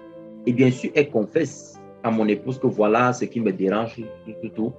Elle confesse qu'elle était attirée par une vie d'impudicité et de débauche et tout ça. Et mon épouse finit de prier pour elle. Et qu'est-ce qu'elle fait derrière? Elle va voir, n'est-ce pas, son fiancé à l'époque. Et elle voit son fiancé et lui dit que voilà, l'épouse du frère, voilà, elle m'a dit que j'ai des visées sur son mari et que voilà, donc je ne dois pas m'approcher de lui, tout. Alors, son fiancé, bien sûr, il souhaite m'en parler parce que c'est quand même moi qui tiens la cellule de prière. Et quand j'arrive et qu'il m'en parle, ce jour-là, elle n'était pas présente. Et mes frères et sœurs, je vous assure, j'ai été irrité dans mon âme. J'ai dit ça, Satan. Comment tu peux faire ce genre de choses? Et quand j'ai donné la version véritable à son fiancé de ce qui s'était dit avec mon époux, parce qu'elle m'avait partagé le songe et l'entretien qu'elle a eu, j'ai dit à son fiancé que s'il est vrai que je suis serviteur du Dieu vivant, le travail qu'elle a eu là, elle va perdre ça. Elle va perdre ça parce qu'elle a diffamé le nom d'un juste. Et j'avais dit ça comme ça. Et j'étais parti. Et quelques temps après, elle a effectivement perdu le travail. Alors, j'étais revenu sur ma parole avant qu'elle ne perde son travail. Je dis que non, Seigneur, vraiment, je ne voulais pas dire ça. Mais l'affaire s'est accomplie. Pourquoi? Parce qu'à ce moment-là, je n'avais pas encore le discernement sur le fonctionnement du canal par lequel, lorsque le Seigneur a dit quelque chose par un canal, il peut annuler la même chose par le même canal. Et ce qui s'était passé donc pour elle, c'est justement que le Seigneur avait annulé cette grâce qu'il lui avait donnée par le canal par lequel la grâce était arrivée. Donc, ce n'était pas venu par un autre canal, en fait. Et c'est après que j'avais compris que non, ce n'était pas de l'irritation, ce n'était pas une colère, en fait, qui était comme quelque chose parce que, voilà, mon image, tout, non. Mais cette colère-là venait du fait que je disais, comment on peut blasphémer le nom de Dieu de cette façon, avec tout ce que Dieu fait dans cette maison, des miracles, des guérisons, des prodiges, et il dit que déformer la vérité dans ce sens-ci, pourquoi? Donc, mes frères et sœurs, c'est pour vous dire quoi? Que lorsque le Seigneur te met un dessein à cœur, il dit prie comme ça, prie comme ça. Parfois, on a le sentiment que non, je suis en train de mal prier. Non, Seigneur, vraiment, prends soin d'eux, hein, éclaire seulement leurs yeux. C'est Dieu qui est en train d'éclairer leurs yeux comme ça. Il veut leur retirer ces choses afin que leurs yeux s'ouvrent. Il veut qu'ils comprennent qu'ils s'appuient sur leur richesse, sur ce qu'ils ont, et ils sont incapables de voir Dieu. Quand ils n'auront plus ces choses, leurs yeux vont s'ouvrir. Il y a des personnes qui sont venues à Christ parce qu'elles étaient malades. Oui, il y a des personnes qui sont venues à Christ parce qu'elles avaient des problèmes financiers et elles n'avaient pas d'argent. On dit que Jésus est mon seul secours. Mais c'était des hameçons, c'était des appâts. Maintenant, Dieu ne nous appelle pas à enseigner ces choses. Dieu ne nous appelle pas de dire ça comme ça, non. Mais il faut une certaine maturité pour pouvoir parler de ce genre de choses. Et lorsque le Seigneur le fait, il le fait pour coopter, pour arracher ces hommes-là de la séduction dans laquelle ils se sont eux-mêmes mis. Et quand il les arrache maintenant, il commence à les éclairer. Et ils comprennent qu'en fait, la situation que j'avais traversée, c'était juste pour me rapprocher de Dieu. Et c'est pour ça que l'apôtre Pierre dit que l'épreuve fait comment? Elle polira votre foi. L'épreuve de votre foi l'embellira. La foi devient plus belle parce que quoi? Parce qu'on passe par des épreuves. Et souvent, nous, en tant que tellement, on est tellement bon, on est plus bon que Dieu.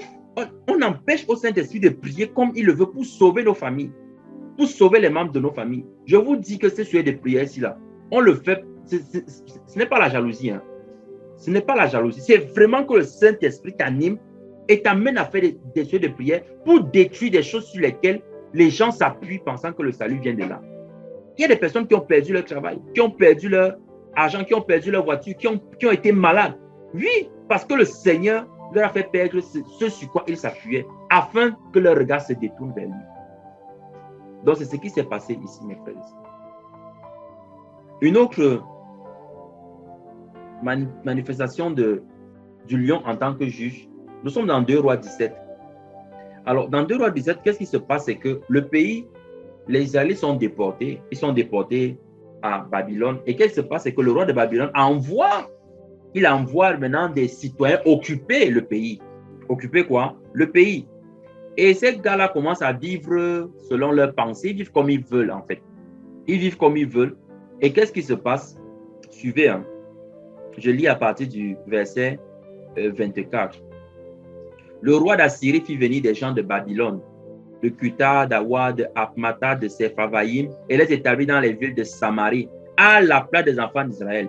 Ils prirent possession de Samarie et ils habitaient dans ces villes. Lorsqu'ils commençaient à y habiter, ils ne craignaient pas l'Éternel. L'Éternel envoya contre eux des lions qui les tuaient. L'Éternel fit comment? Il envoya contre eux des lions qui les tuaient. Des lions qui les tuaient. C'est Dieu qui a envoyé les lions, mes frères. Parce qu'il y a un Dieu qu'on présente dans l'évangile démoniaque qui se répand dehors ici.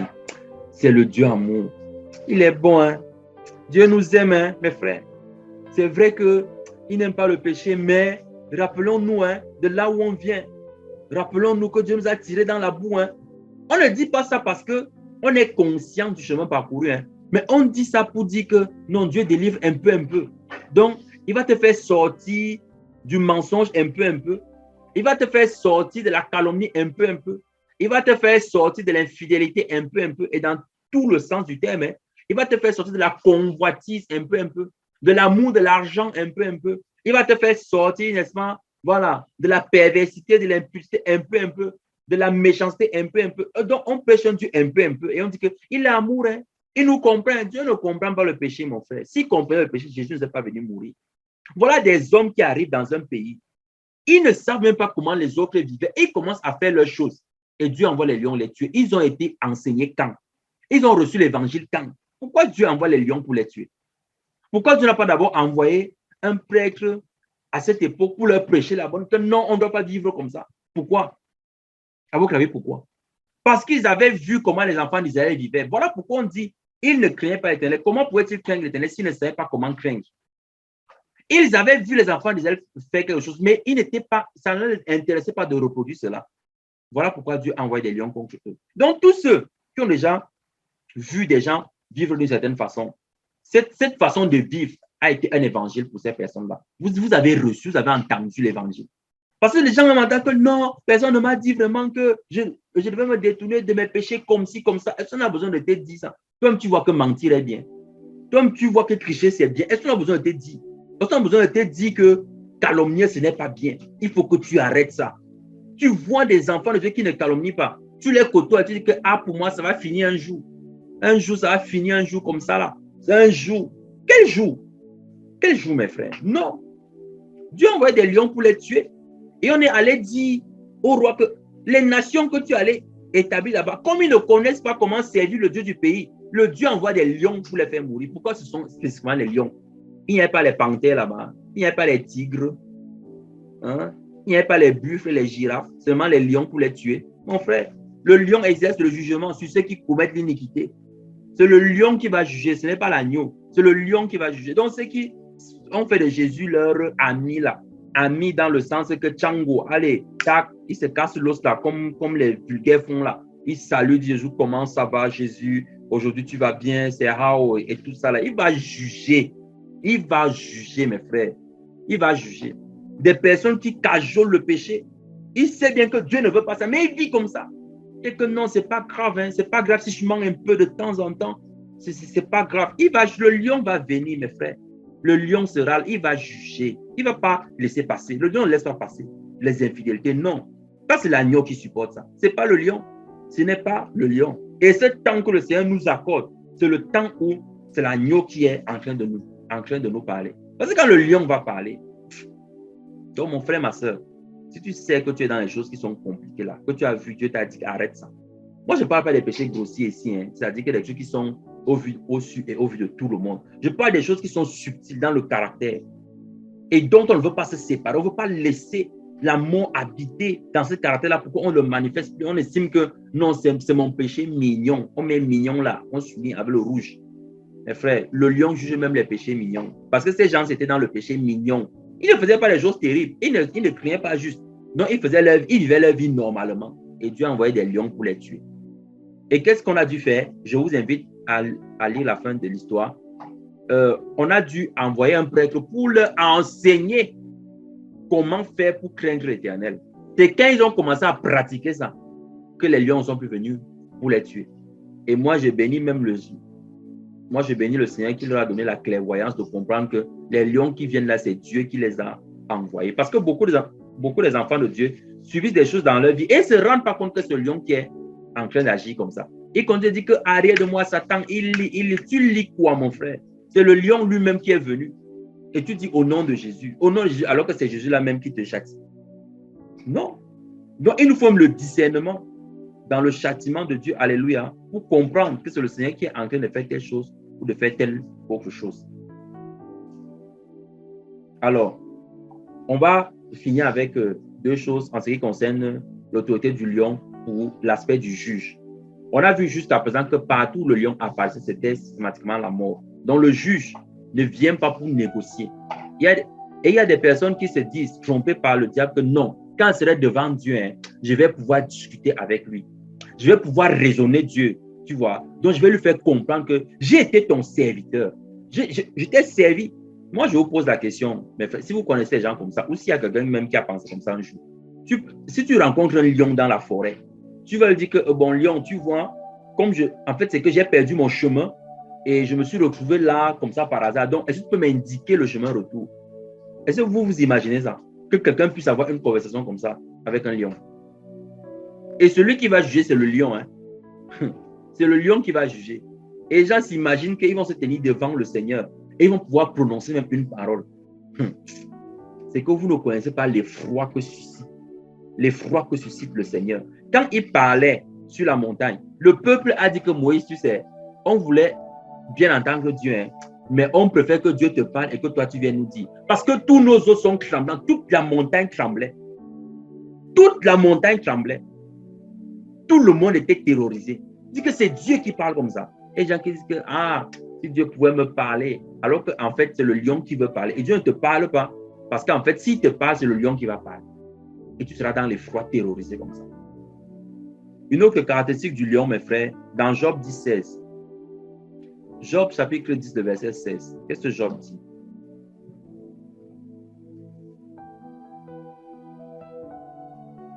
Alors, nous sommes dans Job 10, le verset 16. Alors, ici, Job était en train de se plaindre, bien sûr. Et il dit, suis-je coupable, malheur à moi, suis-je innocent, je n'ose lever la tête, rassasié de honte et absorbé dans ma misère. Si j'ose la lever, tu me poursuis comme un lion, tu me frappes encore par des prodiges. Ça veut dire que mes frères et sœurs, il y a des prodiges qui arrivent dans notre vie, et c'est le lion qui est en train de nous poursuivre. Tu pars déposer le CV ici, là, on te barre, on ne te donne pas le travail. Tu viens, tu commences une entreprise, ça échoue. Tu dis, Seigneur, je lis les esprits de non-accomplissement, tu lis les esprits des ancêtres, tu lis tout ça, tu fais, ça ne marche pas. C'est le lion qui te poursuit, mon frère. C'est le lion qui est en train de te poursuivre. Tu entres dans un business, Tu fais tout bien, mais ça ne marche pas. C'est le lion qui est en train de te frapper par des... Il te poursuit comme un lion. Il te poursuit, mon frère. C'est le Seigneur lui-même. Ce n'est pas le diable. Je dis que c'est Dieu. Job s'agresse ici au Seigneur. Il dit qu'il ne peut même pas parler. Parce que quand il ose lever la tête, il le poursuit comme un lion. Il le poursuit. Donc, mieux même, il reste tranquille. Parce que chaque fois, il se rend compte que ça ne donne pas. Ça ne donne pas. Ça veut dire que le lion a la possibilité, Dieu a la possibilité de nous frapper par des prodiges. Par des choses qui sont comme des miracles. Tu vois, tu arrives dans un examen, tu composes tout normalement, tout bien, mais c'est ta feuille seulement qu'on perd. Ça, c'est un prodige. C'est le lion qui te poursuit, mon frère. Examine ta vie bien, tu vas te rendre compte. Il y a quelque chose là qui ne va pas bien. Quelque chose qui ne marche pas. Tu as eu même les financements pour faire quelque chose. Tu veux lancer, tu dois faire un business plan clair, propre. Tu lances, paf, la chose échoue. Tu as mis un taxi dehors, un frère sérieux même a conduit le taxi. Un camion est venu broyer la portière. Donc tu te demandes qu'est-ce qui ne va pas, mon frère? C'est le lion qui est en train de te poursuivre. Parce que tu es en train de lever la tête. Il y a quelque chose par laquelle il veut te faire passer. Il y a un caractère qui veut détruire en toi. Il y a un brisement par lequel tu refuses de passer. Le lion te poursuit. Donc tous ceux qui refusent le brisement du Seigneur, c'est une grâce, hein? C'est une grâce d'être brisé. Amen. C'est une grâce. On va voir ça dans l'autorité de l'agneau. C'est une grâce que d'être brisé. Donc le lion peut frapper par des prodiges. On voit également dans Osée chapitre 5. On va lire ça ensemble. Osée 5, le verset 14. Alors, Osée 5, le verset 14. Ça sont des livres que les frères n'aiment pas lire. Hein. Osée là. Ils n'aiment pas lire ça. Ils n'aiment pas lire le livre d'Osée. Osée 5, le verset 14. Allons lire, mes frères. Le Seigneur ici est en train de dire ce qu'il va faire. Suivez. Je vais lire même à partir du verset 13. Ephraïm voit son mal et Judas ses plaies. Ephraïm se rend en Assyrie et s'agresse au roi Jared. Mais ce roi ne pourra ni vous guérir, ni porter vos remèdes à vos plaies. Verset 14. Je serai comme un lion pour Ephraïm, comme un lionceau pour la maison de Judas. Moi, je déchirerai, puis je m'en irai. J'emporterai et nul n'enlèvera ma proie. Quand tu tombes entre les mains du Seigneur, et c'est le lion qui est en train de te juger, il n'y a plus rien qui puisse te sauver. C'est pour ça que la parole de Dieu dit, après la mort vient le jugement. Parce que lorsque on est mort là et qu'on se trouve face au lion qui doit nous juger, s'il te condamne, qui va venir dire que tu es innocente? Si le lion te condamne, qui va venir dire que ça va, c'est pas grave, tu es... Est-ce que vous vous rendez compte, mes frères? Mais maintenant, dans tout ce qu'on vient de dire là, le Seigneur dit, ce lion qui dit, moi, je déchirerai. Puis je m'en irai, j'emporterai, nul n'enlèvera ma proie. Nul n'enlèvera ma proie. Et parfois, on se trouve en train de prier contre Dieu. C'est-à-dire, Dieu est en train de frapper quelqu'un parce qu'il exerce le jugement du lion sur lui. Et donc, on a dit que Seigneur, vraiment, oh, il dit que nul n'enlèvera ma proie. Tu es en train de prier quoi, mon frère? Tu es en train de prier quoi? Il dit que nul n'enlèvera ma proie. Regardez dans tout ce qui s'est passé dans le peuple d'Israël. À chaque fois que Dieu a dit à Moïse que je vais faire, Moïse a intercédé, Dieu a quand même fait. Est-ce que c'est parce que Dieu s'en foutait de ses prières? Non. Mais c'est parce que c'était quand le lion existe dans son jugement, il n'y a plus de supplication. Est-ce que le lion vient pour négocier? Les négociations, c'est avant. C'est pour ça que Jésus aussi a dit, lorsque quelqu'un va entrer en guerre, il doit d'abord évaluer ses forces et les forces adverses. Vous vous souvenez de cette parabole-là? C'est-à-dire que si quelqu'un va aller en guerre contre une nation ennemie, il doit d'abord regarder, est-ce que j'ai la capacité de me battre contre celle-ci? Si ce n'est pas le cas, j'envoie faire la paix. Et il y a des personnes qui n'évaluent pas leur capacité à résister à Dieu. Ils sont là, ils disent que je vis ma vie comme je veux. Ah bon, hein? Tu vas vivre comme tu veux. Une maladie va venir là, ça ne va pas partir. On va prier. Les bishops, les prophètes vont imposer les mains, les pieds, les têtes sur toi. Ce n'est pas ça le problème. Il dit que nul n'enlèvera ma proie. Tu es la proie du Seigneur. Tu es la proie de qui? Du Seigneur. Donc, il n'y a plus de négociation possible. À chaque fois que le Seigneur a dit que je vais frapper Israël, il a toujours frappé. Il frappe d'abord et c'est après qu'il vient arrêter. Quand le lion vient, il doit y avoir du sang qui coule, mes frères. Quelqu'un doit mourir. C'est ça qu'on a commencé par voir avec Samson dans Juge 14. Quelqu'un doit partir. Il y a quelque chose que tu vas perdre. Le lion ne vient pas et il te fait le sissia, comme on dit chez nous là. C'est-à-dire qu'il te fait peur. Et puis tu peux dire que non, ça va. Non, Dieu n'intimide pas. Dieu ne vient pas dans l'intimidation. Dieu exerce une autorité et un pouvoir. Alléluia. Donc, ça, c'est le lion en tant que juge. Maintenant, il y a le lion en tant que la terreur. Le lion également exerce la terreur. Donc, il y a le lion, la capacité de juger. L'autorité du lion se manifeste dans le pouvoir de juger, dans le pouvoir de donner la terreur et l'effroi. Le pouvoir de donner la terreur et l'effroi. Allons lire le livre d'Ésaïe au chapitre 5, le verset 18 et le verset 29. Donc, nous sommes dans Ésaïe 5, suivez le verset 18. Donc, malheur à ceux qui tirent l'iniquité avec les cordes du vice et le péché comme avec les craies d'un char et qui disent qu'il hâte qu'il accélère son œuvre afin que nous la voyions, que le décret du Saint d'Israël arrive et s'exécute, afin que nous le connaissions. Malheur à ceux qui appellent le mal bien et le bien mal. C'est ce dont on a parlé tout à l'heure. Qui change les ténèbres en lumière et la lumière en ténèbres. Qui change l'amertume en douceur et la douceur en amertume. Malheur à ceux qui sont sages à leurs yeux et qui se croient intelligents. Malheur à ceux qui ont de la bravoure pour boire le vin. Alléluia. Ça, c'est un verset que les frères doivent encadrer dans leur maison. Malheur à ceux qui ont de la bravoure pour boire le vin. Non, ceux qui boivent le vin avec force. Il dit que je suis vaillant. Moi, je peux finir un casier de ceci. Je peux finir trois bouteilles de vin.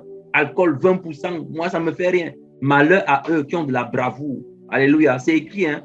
Il faut lire ce genre de verset. De la vaillance pour mêler les liqueurs fortes. C'est qu'ils font le panache. Ils voient même que whisky, cognac, tous ces mélanges. Ça doit être vivant. Donc, quand ils boivent, ils sentent qu'ils vivent. Et il dit quoi? Malheur à ceux qui ont la vaillance pour faire ces choses. Qui justifie le coupable pour un présent et enlève aux innocents leurs droits.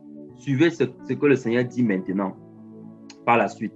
Il dit dans le verset 29, nous sommes toujours dans Ésaïe 5, suivez ce qu'il dit dans le verset 29. Son rugissement est comme celui d'une lionne, il rugit comme des lionceaux, il gronde et saisit la proie, il l'emporte et personne ne vient au secours. C'est-à-dire que c'est exactement ce qu'il a dit tout à l'heure dans le dernier livre qu'on a lu, Osée 5,14. Il dit que quand il prend sa proie, la personne ne la secoue. Donc, tous ceux qui font ces choses, tous ceux qui sont contre Dieu, qu'est-ce que c'est? Il dit que son rugissement est comme celui d'un lion. Et quand le Seigneur te saisit, personne ne peut te délivrer. C'est pour ça qu'il a dit que si tu es en contestation avec Dieu, qui va plaider ta cause? Qui? Et les gens se mettent en faux contre Dieu comme ça. Mon frère, mes frères et sœurs, tous ceux qui se mettent en faux contre Dieu vont subir le jugement du lion. Le lion n'épargne pas. Le lion n'accepte pas l'encens. Il n'accepte pas les prières. Le lion n'est pas là qu'on supplie. Non. Le lion est là qu'il agit. Il exerce sa puissance et sa force. Amen. Il y a encore autre chose, n'est-ce pas, qui manifeste l'effroi de la part du lion. C'est dans Proverbe 19, verset 12. On va lire Proverbe 19, 12. Alors, Proverbe chapitre 19, le verset 12. Là, il est écrit, suivez le verset 12. Hein. La colère du roi est comme le rugissement d'un lion, et sa faveur est comme la rosée sur l'herbe.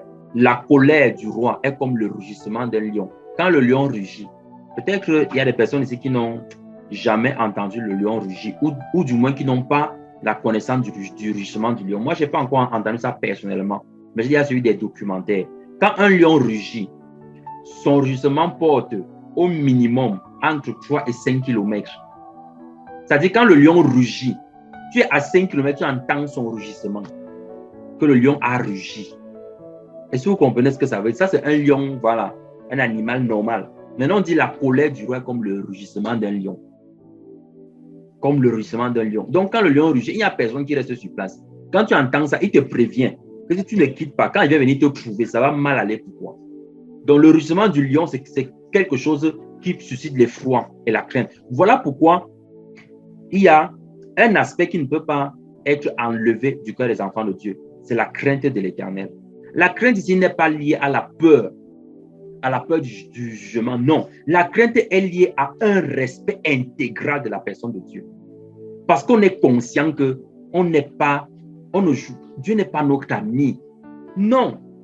Quand on parle de lui en tant qu'ami, c'est lui qui nous met sous sa couverture. Ce n'est pas nous qui venons entrer, que vraiment je suis venu me blottir. Non. Laissons Dieu faire de nous ses amis. Ne venons pas dire que nous sommes les amis de Dieu. Parce que cette compréhension amène les gens à bafouer le nom de Dieu, à le mépriser, à faire des choses contre le Seigneur et à estimer que ce n'est pas grave.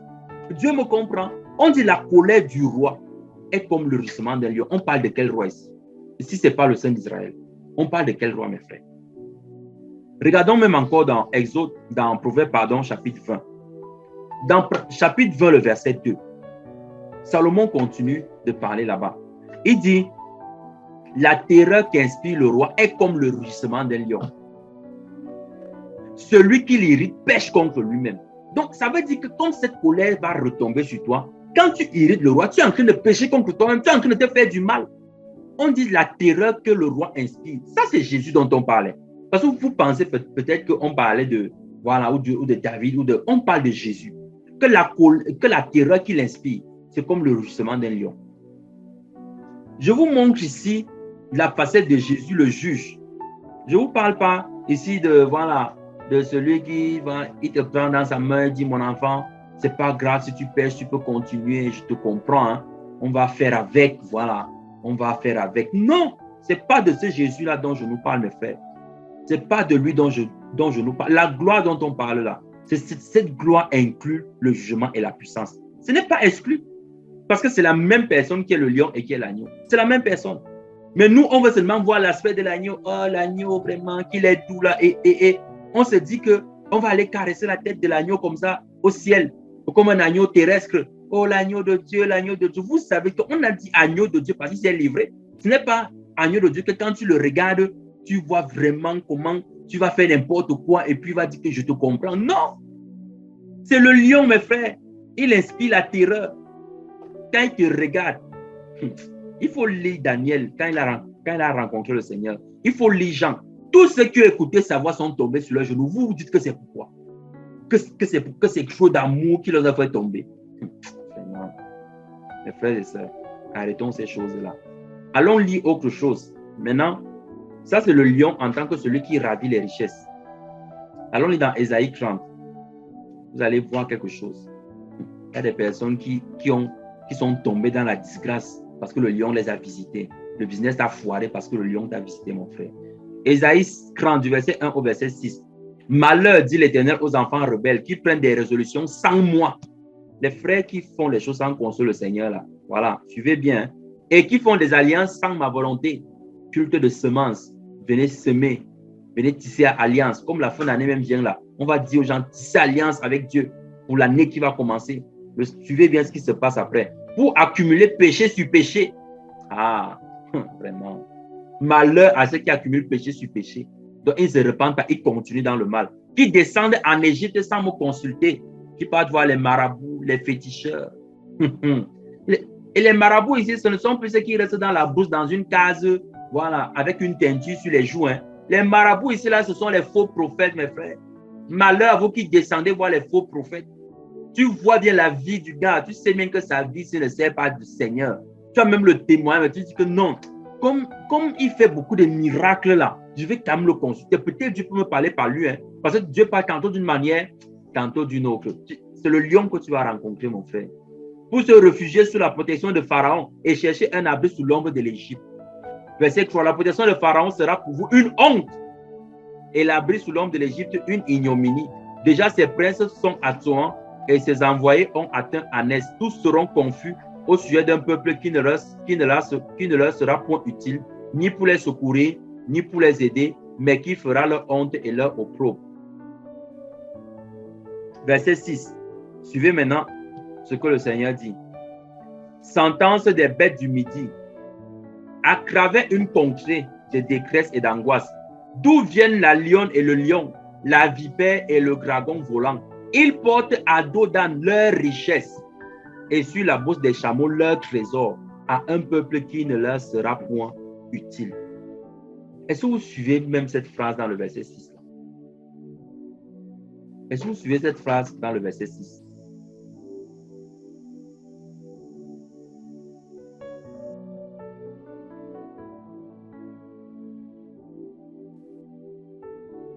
Donc, je disais que dans le verset 6, c'est comme si le Seigneur sortait du contexte. Parce qu'on est en train de parler de ceux qui descendent en Égypte, qui subissent la honte, l'opprobre, tout ça, que l'Égypte, ce n'est pas Dieu, ne nous envoie pas là-bas, tout et tout. Et puis, subitement, il dit sentence des bêtes du midi. Sa sentence sort d'où? Les bêtes du midi, c'est qui, c'est quoi? Il dit à travers une conjoncture de détresse et d'angoisse, d'où viennent la lionne et le lion, la vipère et le dragon volant. Or, quand on parle des vipères, on parle de dragon volant. Vous pensez à qui, mes frères? Le serpent ancien et le dragon. Ah, celui qui a l'apparence du lion. Mes frères et sœurs, ils portent à dos dans leur richesse, à un peuple qui ne leur sera point utile. Ça veut dire quoi? Frères et sœurs, ça veut dire que une autre forme de sentence du lion, c'est qu'il laisse que le diable te dépouille. Donc, tu vois des frères qui, dans tout ce qu'ils entreprennent maintenant, ils échouent. Ils se posent par la question, qu'est-ce qui m'arrive? Ils continuent de prier, de jeûner, de marcher. C'est pas ça le problème, mon frère. Le problème, c'est que le lion est contre toi. Et qu'est-ce qu'il fait? Il dit que d'où viennent la lionne et le lion, la vipère et le dragon volant. Ils portent à dos dans leur richesse. Donc, ils transportent les richesses des enfants du peuple d'Israël. Ils transportent leurs trésors et ils vont donner à un peuple qui ne leur sera point utile. Donc, ils vont donner à quelqu'un d'autre. Et c'est ça que les enfants de Dieu vivent souvent, où tu as l'impression que la vie des païens, ça marche bien. Et que pour toi, c'est vraiment, comme on dit chez nous, c'est dans le nem. C'est-à-dire, ça ne marche pas. Ça ne marche pas. Tout ce qu'on essaie de voir, ça ne... Tu dis que, mais qu'est-ce qui se passe? Comment même ceux qui transgressent les lois de Dieu, bah, c'est mon frère. C'est parce que tu es en train de voir quoi, la paille dans l'œil, tu ne vois pas la boucle dans ton œil. Le lion est contre toi. Et qu'est-ce qu'il fait? Il dit que bon, la vipère et le dragon, là, Satan, c'est lui le dévoreur. Si vous n'avez pas compris. Dans le livre de Malachie, on parle de lui. C'est lui le dévoreur, la vipère et le dragon volant là. Il porte à dos d'âne. Ça veut dire qu'il charge tes richesses comme ça sur son dos. Il part avec. Il part avec. Et les richesses, ce n'est pas que l'argent. Hein. Méfiez-vous. Les richesses, ce n'est pas que l'argent. On parle des richesses, on parle des trésors. Ce n'est pas que l'argent, mes frères. Ce n'est pas que l'argent. C'est aussi des dons spirituels. Oui, il y a des frères qui n'ont pu manifester une certaine notion après avoir été dans une rébellion, dans une certaine poursuite de rébellion pendant longtemps. Il y a des frères qui n'ont plus manifesté l'onction là. Ils ont perdu cette onction. Oui, mes frères, c'est la vérité. C'est la vérité. Quand le Seigneur nous interpelle, il dit chante. Il dit que non, j'ai le temps, ça va arriver. Seigneur, tu comprends, toi tu sais qu'avant j'étais quand même plus ambitieux, maintenant je suis plus ouvert. Ok, il n'y a pas de souci. Quand le moment sera venu que le lion devra exercer son jugement, sa sentence, oui, il enverra la vipère et le dragon. Ils vont porter toutes tes richesses. Maintenant, tu vas prier, ce sera fade. Quand tu adores, maintenant, toi, tu sens que le Saint-Esprit n'est pas là. Toi, tu sens que tu es en train de chanter seul, que ta prière, c'est pour toi et ton plafond. Ça ne dépasse pas le plafond. C'est là, dans la pièce là. Toi, tu sais ça. Mais tu continues. Pourquoi? Parce que tu vis dans un passé glorieux. Tu dis que, le Seigneur me parlait souvent. Hein. Maintenant, tu deviens le frère avant. Le Seigneur me parlait souvent. C'est-à-dire que le frère qui évangélise avec les photos, ça c'est quand je délivrais, hein. Ça c'est quand je priais encore et que les malades guérissaient. Hein. Tu montres la photo. Hein. Les frères évangélisent maintenant comme ça, avec les photos. Ils l'ouvrent là, sur Facebook. Souvenir d'il y a 3 ans. Ils postent. Quand je parlais en langue, le feu descendait. Tu n'as pas honte, mon frère. Est-ce que c'est même normal d'abord qu'un enfant de Dieu, on parle de lui au passé comme ça là? Est-ce que c'est même d'abord normal? Je vous dis, mes bien-aimés, des gens vivent ça. Et ils disent qu'ils sont en communion avec le Seigneur, alors que le dragon et la vipère, on y a porté les richesses, ils sont partis avec. Les dons spirituels sont partis. Le fruit, il ne manifeste plus. Il se sent lourd en tout ce qui concerne le Seigneur. C'est que le dragon a porté les richesses. Parce que quand on dit les écluses des cieux, les gens voient leur BM, ils voient leur BMW là. Ils voient leur téléphone de grand prix, leur écran, ils disent que non, il ne faut pas qu'on vienne voler, machin. Moi, je pense que ce n'est pas l'argent que Dieu vient prendre, mes frères. Le dragon et la vipère, là, ce n'est pas l'argent qu'ils viennent prendre d'abord. Ils n'ont que faire de ça. Ce n'est pas ça. Les gens qui prient pour que le Seigneur préserve leurs finances, vraiment. Alors qu'ils prient comme ça, il n'y a plus aucune manifestation du don du Saint-Esprit. Il n'y a plus rien. Il est vide. Le dragon a tout pris. Il n'a donné à ses satanistes, aux faux prophètes. Maintenant, il commence à exercer avec le don qui aurait dû s'exercer dans ta vie. Le voleur, il a volé. il est allé donner ailleurs. Il ne vient que pour faire quoi? Voler. Il est venu voler. Mes frères et sœurs, on perd des dons spirituels en résistant à Dieu. Donc l'un des châtiments du lion aussi, c'est d'arracher les richesses de Dieu dans nos vies. Alléluia. Il y a des personnes qui ont perdu les paroles de connaissance, qui ont perdu la sagesse de Dieu. Ils n'arrivent plus à expliquer les Écritures. Ils n'arrivent plus. Quand il lit, il sent qu'il force. Mon frère, examine bien ta conduite. Réexamine ça très bien. Au nom du Seigneur Jésus. Alors, on voit maintenant le lion en tant que celui qui annonce des prophéties. Ah, celui qui annonce des prophéties, c'est le lion, mes frères. Et quel genre de prophétie? Allons dans le livre d'Amos, le chapitre 3. Ça, ce sont des livres bénis, vraiment. Enfin, comme tous les autres livres. Mais vraiment, il y a une notion particulière quand on lit ce qu'on appelle les prophètes mineurs, là, que les gens n'aiment pas lire. Là. Ils aiment lire Ésaïe, Ézéchiel, Jérémie. Mais si on dit Abdias, ils disent même que Abdias, c'est dans la Bible. Il y a des frères comme ça. Ils ont 20 ans de foi, hein, mais ils n'ont jamais lu Abdias. Ils n'ont jamais lu Osée. Ils n'ont jamais lu Amos. Ils n'ont jamais lu Sophonie, Néhémie. Non, ce n'est pas très intéressant ça. Mes frères, il y a de la vie dans chacun de ces livres. Alléluia. Venons, lisons ensemble. Amos 3, à partir du verset 3. Donc, je vais lire du verset 3 au verset 8. Suivez. Hein. Deux hommes marchent-ils ensemble sans en être convenus? Bien sûr que non. Verset 4. Le lion rugit-il dans la forêt sans avoir une proie? Bien sûr que non. Donc, quand le lion rugit, c'est que tu as... Si tu entends le rugissement du lion, sache qu'il y a une proie qui a été saisie. Et la proie, ça peut être toi-même. Le lionceau pousse-t-il des cris au fond de sa tanière sans avoir fait une capture? Non, bien sûr. L'oiseau tombe-t-il dans le filet qui est à terre sans qu'il y ait un piège? Bien sûr que non. Le filet se laisse de terre sans qu'il n'y ait rien pris? Bien sûr que non. Sonne-t-on de la trompette dans une ville sans que le peuple soit dans l'épouvante? Bien sûr que non. Arrive-t-il un malheur dans une ville sans que l'Éternel en soit l'auteur? Bien sûr que non, mes frères. Alléluia. Et les frères n'aiment pas lire le genre de verset-ci. Non, ils n'aiment pas lire ça. Quand ils arrivent ici, oh le diable, je lis tu lis quel diable, mon frère? Tu es en train de lire quoi? Parfois, vraiment, c'est vrai que les démons sont tout coupables parce qu'ils sont méchants. Mais vraiment, je vous assure qu'il y a beaucoup de frères qui prient contre Dieu dans ce verset-ci. Un malheur arrive dans une ville sans que l'Éternel en soit l'auteur. Sans que l'Éternel en soit l'auteur. Il n'y a pas un malheur qui arrive sans qu'il en soit l'auteur, mes frères. C'est ce que ça veut dire. C'est ce que ça veut dire. Et ça arrive comme ça, pourquoi? Quand les gens résistent à Dieu, quand les gens sont rebelles contre Dieu, le malheur qui arrive là, comprenez que c'est le jugement du lion. Maintenant, l'instrument, ce n'est pas l'instrument qui est le jugement, c'est l'auteur.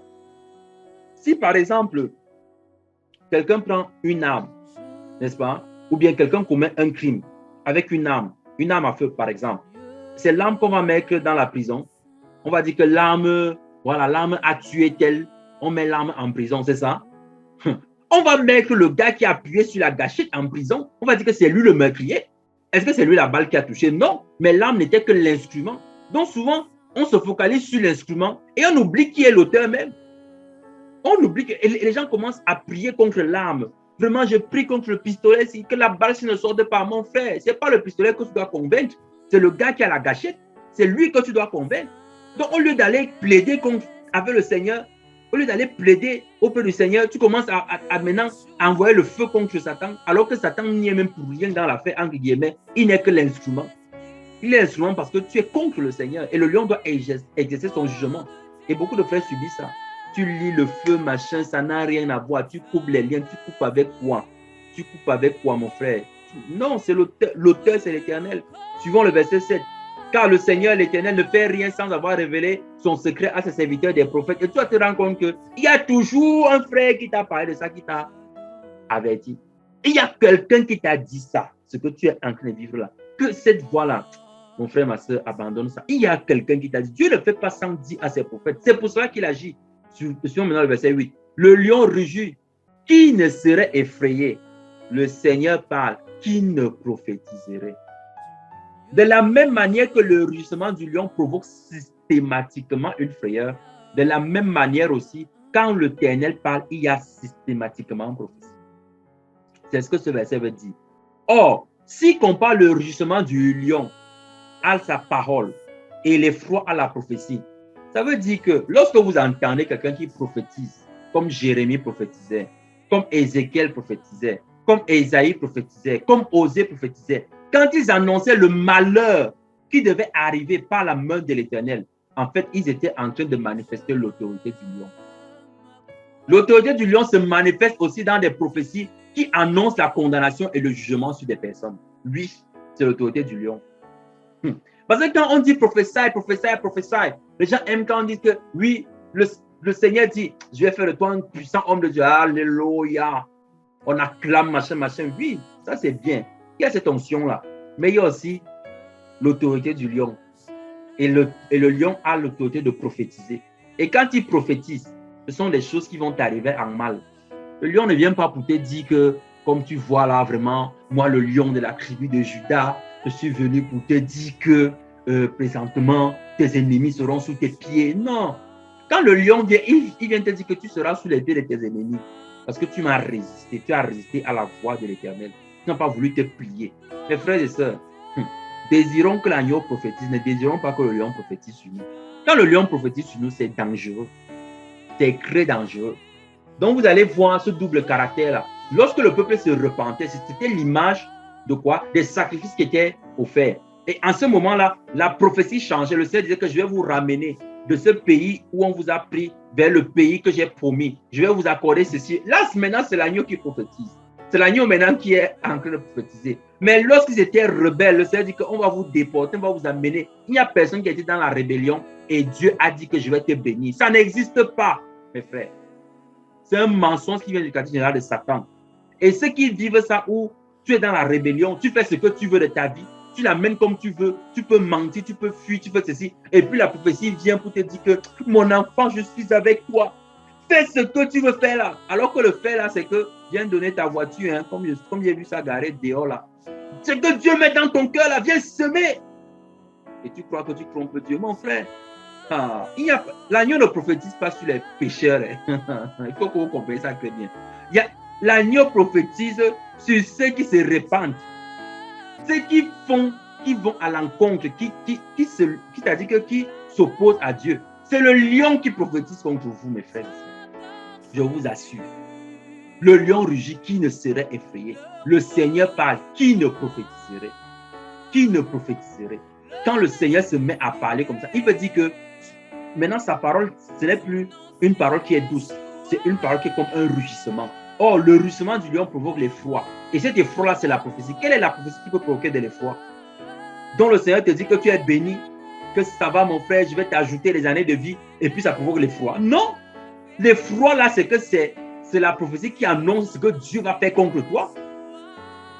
Dieu va faire contre toi. Voilà l'autorité du lion, mes frères et sœurs. On va voir un dernier aspect de cette autorité-là. Et je vais poser quelques questions et on va prier. On voit le lion en tant que symbole de force et d'assurance. Ça, c'est l'autorité du lion aussi. Allons voir dans le livre de Nombres, au chapitre 24. Alors, ce qui se passe là-bas, c'est que il y a un sorcier qu'on appelle Balak qui est parti louer Balaam. Balaam, ici, entendait la voix de Dieu.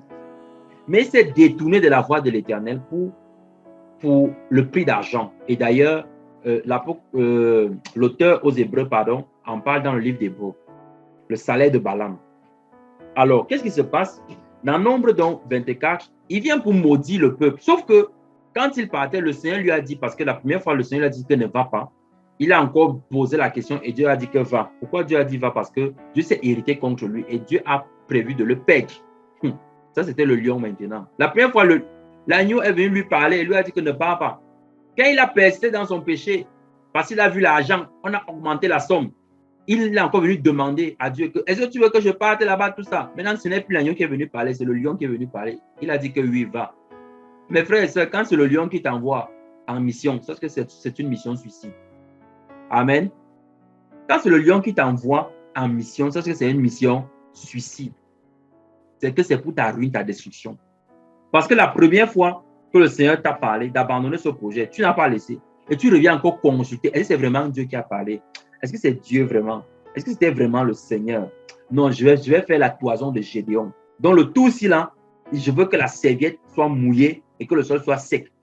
Dieu répond. Après tu reviens, tu dis que bon, maintenant je veux que la toison soit sèche et que la terre soit mouillée. Dieu fait. Après, tu dis que bon, si c'est vraiment Dieu, vraiment, il faut que les deux soient mouillés. Ça, c'est que tu tendes à le Seigneur. Tu fais comment? Tu tendes le Seigneur. Suivez. Nombre 24, verset 1 à 6. Balaam vit que l'Éternel trouvait bon de bénir Israël et il n'alla point contre les autres fois à la rencontre des enchantements, mais il tourna son visage du côté du désert. Balaam leva les yeux et vit Israël camper selon les tribus. Suivez, hein, selon les tribus. Alors l'Esprit de Dieu fut sur lui. Oui, l'Esprit de Dieu peut être sur quelqu'un que Dieu a réprouvé pour accomplir ce que Dieu veut. Qu'est-ce que vous croyez? Verset quoi? Balaam prononça son oracle et dit, parole de Balaam, fils de Béor, parole de l'homme qui a l'œil ouvert, parole de celui qui entend les paroles de Dieu, de celui qui voit la vision du Tout-Puissant, de celui qui se prosterne et dont les yeux s'ouvrent. Verset 5. Quelles sont belles les tentes, quelles sont belles tes tentes, ô Jacob, tes demeures, ô Israël. Elles s'étendent comme des vallées, comme les jardins près d'un fleuve, comme les aloès que l'Éternel a plantés, comme des cèdres le long des eaux. L'eau coule de ses eaux et sa semence est fécondée par abondance. Son roi s'élève au-dessus d'Agar et son royaume devient puissant. Dieu l'a fait sortir d'Égypte. Il est pour lui comme la vigueur du buffle. Il dévore les nations qui s'élèvent contre lui. Il brise leurs os et abat ses flèches. Verset 9. Il ploie les genoux. Il se couche comme un lion, comme une lionne. Qui le fera lever? Béni soit quiconque te bénira et maudit soit quiconque te maudira. Le verset 9-ci, en fait, c'est la bénédiction que Jacob, que Israël a prononcée sur qui?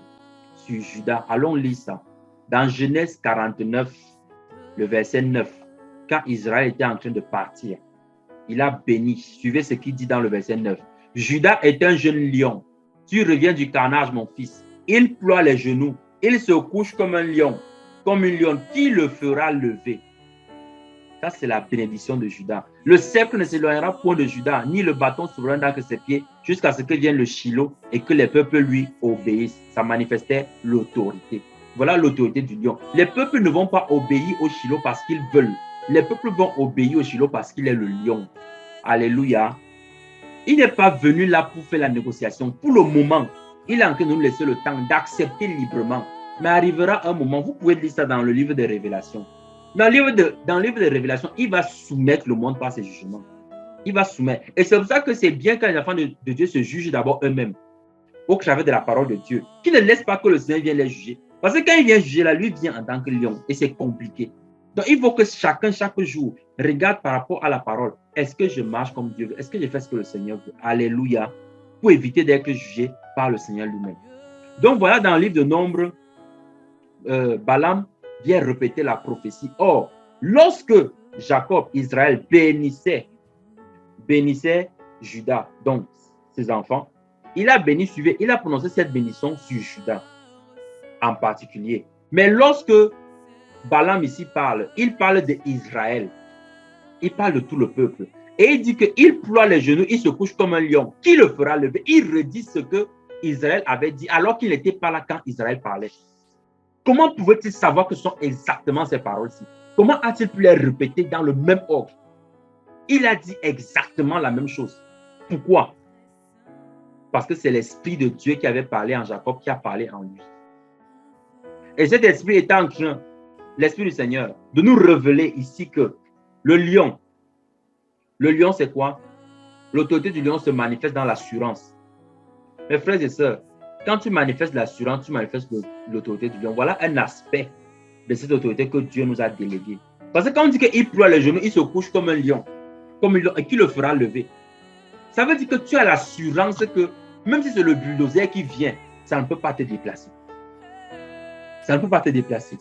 C'est en fait pour dire que pour résister aux épreuves, il faut que nous soyons conscients que nous sommes plus forts que l'épreuve. Souvent, on lit ce verset qui dit que Dieu ne permettra pas que vous soyez tentés au-delà de vos forces. Mais on ne fait pas le parallèle avec nous. On ne fait pas le lien. Si Dieu ne permet pas que nous soyons tentés au-delà de nos forces, ça veut simplement dire que nos forces sont supérieures à la tentation. Et si nos forces sont supérieures à la tentation, ça veut dire qu'on a de l'assurance. On n'est pas inquiet. Voilà pourquoi le lion, pour les genoux, il se couche. Il n'a pas peur. Qui le fera lever? Qui? Et l'apôtre Paul l'a décrit dans Romains 8. Il dit que qui me séparera de l'amour de Jésus? Qui me séparera de l'amour de Dieu manifesté en Jésus-Christ. Est-ce la vie? Non. Est-ce la mort? Non. Les anges? Non. La richesse? Non. La pauvreté? Non. Les calomnies? Non. Les querelles? Non. Il dit que rien ni personne ne me séparera de l'amour de Dieu. Pourquoi? Parce que Paul était assis, couché comme un lion. Qui le fera lever? Il est couché comme un lion. L'autorité du lion se manifeste dans l'assurance, mon frère. Les gens qui manquent d'assurance, là, ce n'est pas le lion, ce n'est pas Dieu. Vous n'avez pas manifesté l'autorité qu'il fallait. Vous n'avez pas manifesté l'autorité qu'il fallait. Ne confondez pas hein, l'assurance et la résignation. La résignation, c'est la brebis. Hein. La brebis n'a pas l'assurance. La brebis se résigne parce qu'elle n'a pas de force. Oui. Et le Seigneur, selon qu'il se situe dans l'aspect du lion ou de l'agneau, veut que nous manifestions une autorité qu'il nous délègue, bien sûr, un pouvoir qu'il nous donne, selon qu'il se manifeste en tant que lion ou en tant qu'agneau. On a vu que la caractéristique de juge, le Seigneur ne nous a pas délégué cette caractéristique-là dans l'autorité du lion. Non. Il ne nous a pas délégué la caractéristique de la terreur et de l'effroi. Il ne nous a pas délégué la caractéristique de ravi des richesses. C'est le Seigneur même qui le fait. Par contre, il nous a délégué une caractéristique, c'est la force. Donc, dans l'autorité du lion, de toutes les choses qu'on a vues, de celui qui annonce les prophéties et de la force sont les deux choses que le Seigneur nous a données. Le Seigneur peut annoncer les prophéties du fait qu'il va frapper quelqu'un au clavet du vase que nous sommes. Oui, ça c'est l'autorité du lion. Le Seigneur nous donne de l'assurance et de la force en ce qu'il nous donne de nous voir comme des lions. Le lion ici n'est pas celui qui part juger ou qui part dévorer. Il est celui qui est couché, qui peut les genoux et qui a l'assurance que personne ne le fera lever. Est-ce que vous voyez la différence? Le comme il est, comme nous sommes là. Quand ça concerne l'aspect du lion, ça ne concerne pas le jugement. Ça ne touche pas à la terreur. Les frères qui sont là disent comme je suis oint de l'Éternel, je déclare que vraiment, mes frères, il faut vous repentir, c'est mauvais. Ce n'est pas bien. Vous êtes en train d'exercer un mauvais aspect de l'autorité du lion. Non, l'autorité du lion, c'est l'assurance. Que comme les gens manigancent des choses contre toi, là, moi j'ai l'assurance que Dieu est ma force, dont je suis couché, qui me fera lever, qui me fera sortir de l'amour de Jésus-Christ. Quelle est l'épreuve, la difficulté? C'est ça l'autorité du lion, mes frères et sœurs. Et je vous ai dit tantôt que dans la Nouvelle Alliance, dans le Nouveau Testament, pardon, vous allez vous rendre compte qu'on ne parle pas du lion en termes de son autorité. La seule fois où c'est évoqué, où on parle du lion, mais pas de son autorité, c'est dans Révélation 5. Alors on lit ça pour voir. C'est notre dernier passage. Révélation 5, le verset 5. Et l'un des vieillards me dit, ne pleure point, voici le lion de la tribu de Juda. Le rejeton de David a vaincu pour ouvrir le livre et ses 7 sceaux. Il a vaincu pour ouvrir le livre et ses 7 sceaux. Je vous dis, si vous recherchez lion dans le Nouveau Testament, vous allez vous rendre compte que là-bas, on parle des lions qui pourchassent les hommes qui sont les épreuves. Mais que ce n'est pas la manifestation de l'autorité du lion là-bas. Faites bien attention. Ceci nous également nous démontrait que, ceci nous démontrait quoi? Ceci nous démontrait que la manière dont le Seigneur était en train de juger dans l'ancienne alliance n'est pas de la manière dont il va juger dans la nouvelle. Dans la nouvelle maintenant, c'est ça qu'on appelle le temps de la grâce. Il donne le temps aux hommes de se conformer à sa parole. Il donne le temps aux hommes de se soumettre à lui. Il leur donne de l'aimer librement. Mais après viendra un moment où il devra bien juger. Et là, le lion refera surface. Donc, pour le moment, les gens ne voient pas la patte du lion parce que la patte du lion maintenant est comme enfouie, elle est comme cachée, elle vient de manière voilée par tout ce qu'on a vu tout à l'heure. Elle ne vient plus de manière brusque à faire couler le sang visiblement. Non, comme ça le faisait dans l'ancienne alliance. Elle vient de manière discrète et pourtant il agit. Mais les hommes n'ont pas l'intelligence pour comprendre qu'ils doivent abandonner leur mauvaise voie. Et puis, en guise de réflexion pour la prochaine session, suivez ce qu'il dit ici. Dans le verset 5, le vieillard dit, ne pleure point, voici le lion de la tribu de Juda. Et verset 6, lorsque Jean regarde, il dit, et je vis au milieu du trône et des 4 êtres vivants, et au milieu des vieillards, un agneau. L'agneau sort d'où ici là? Comment le vieillard te dit que voici le lion de la tribu de Juda? Voici le lion de la tribu de Juda. Il parle du lion, mais quand Jean regarde, il voit l'agneau. Pourquoi il n'a pas vu le lion assis sur le trône? Pourquoi Jean n'a pas vu le lion assis sur le trône? Pourquoi l'image qu'il voit, c'est l'image de l'agneau? Mes frères et sœurs. Alléluia. On va parler de ça dans la prochaine session.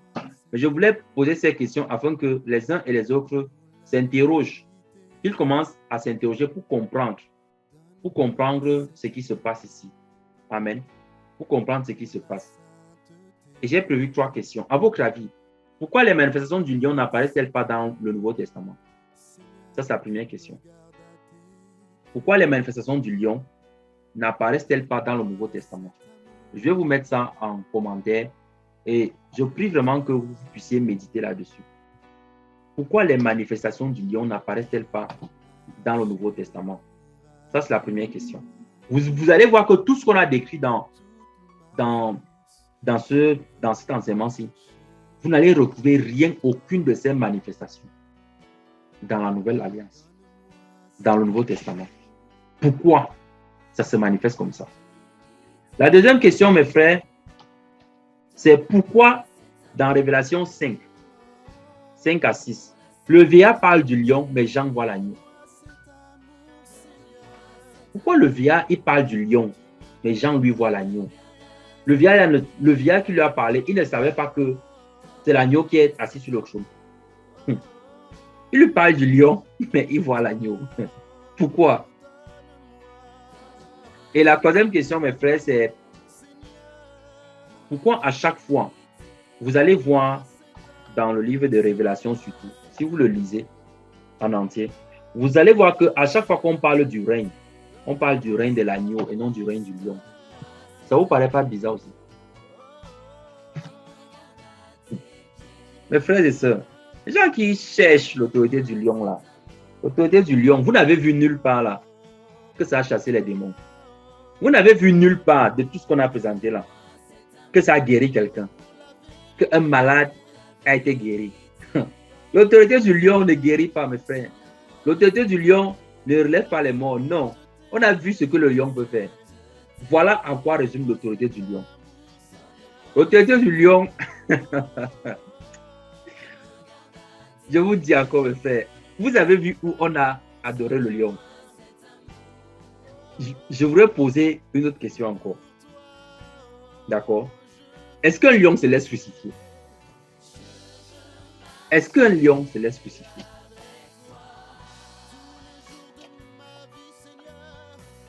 Est-ce qu'un lion se laisse crucifier? Est-ce que c'est possible de crucifier un lion? C'est possible que quelqu'un arrête le lion et voilà. Vous allez faire ça comment? Comment? Parce que on n'a pas dit que est-ce qu'on peut crucifier un lion. On a dit est-ce qu'un lion se laisse crucifier?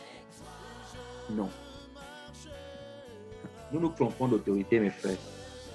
L'autorité que nous devons exercer, c'est celle de l'agneau. Et on va voir ça pour la prochaine fois. Je voudrais qu'on puisse prier, bien aimé dans le Seigneur. Qu'on puisse demander au Seigneur de nous accorder le discernement. Le discernement dans la manière d'exercer l'autorité du lion qu'il nous a délégué. Cette autorité nous a été déléguée sur un seul aspect qu'on a vu. L'assurance et la force d'être en Christ. C'est dans ce seul aspect-là qu'il nous a donné l'autorité du lion. D'annoncer les prophéties. Les prophéties quand Dieu dit que je vais frapper, je vais agir. Oui. Il ne nous a pas donné l'autorité pour juger. Non. On ne juge pas. Le lion juge les personnes. Prions pour le discernement, mes frères et sœurs. Que le Seigneur nous accorde son discernement. Au nom de Jésus, nous sommes en Dieu. Papa, tu nous fais connaître aujourd'hui que ce n'est pas par la violence ou par la brutalité ou par la puissance et la force, Seigneur, que tu nous as donné d'agir envers nos frères. C'est pour cela que tu ne nous as pas délégué cette autorité du lion-là dans l'aspect du jugement. Tu nous as délégué uniquement, Seigneur, une portion des prophéties qui annoncent au peuple de changer de camp, de se repentir, de revenir à toi. Oui, tu nous as également donné, Seigneur, l'assurance de ce que quand nous sommes en Christ, personne ne peut nous lever. Qui nous fera nous lever, Seigneur? Tu nous as donné cette assurance-là, qui vient du caractère même du lion. Seigneur, apprends-nous à discerner, Seigneur, quelle est l'autorité que nous devons manifester. Plusieurs fois, Seigneur, tu as voulu que nous manifestions l'autorité de l'agneau, nous avons manifesté celle du lion. Et inversement, quand tu as voulu que nous manifestions l'assurance de ce que nous sommes lions, Seigneur, nous nous sommes résignés comme des agneaux. Oh Seigneur, accorde-nous le discernement. Nous ne voulons pas tomber dans ces pièges, Seigneur. Enseigne-nous chaque jour à reconnaître les formes d'autorité au nom de Jésus-Christ, afin que nous les manifestions selon ta grâce et non pas selon notre entendement et notre compréhension au nom de Jésus. Seigneur, merci parce que tu le fais. Merci pour mon frère et pour ma sœur. Merci au nom de Jésus-Christ. Seigneur, je prie afin que tu accordes également le discernement à tous ceux qui maintenant, Seigneur, se tournent pour regarder à toi. Regardant à tout ce qui s'est passé dans leur vie et qui ont pu se reconnaître dans les manifestations des agissements du lion dans une vie. Seigneur, afin que d'un cœur sincère, qu'ils reviennent à toi. Parce que Seigneur, tu es le lion, mais tu es aussi l'agneau et le bon berger. Ton cœur n'est pas insensible à nos supplications et à nos prières. Tu es le Dieu terrible et tu es le Dieu compatissant.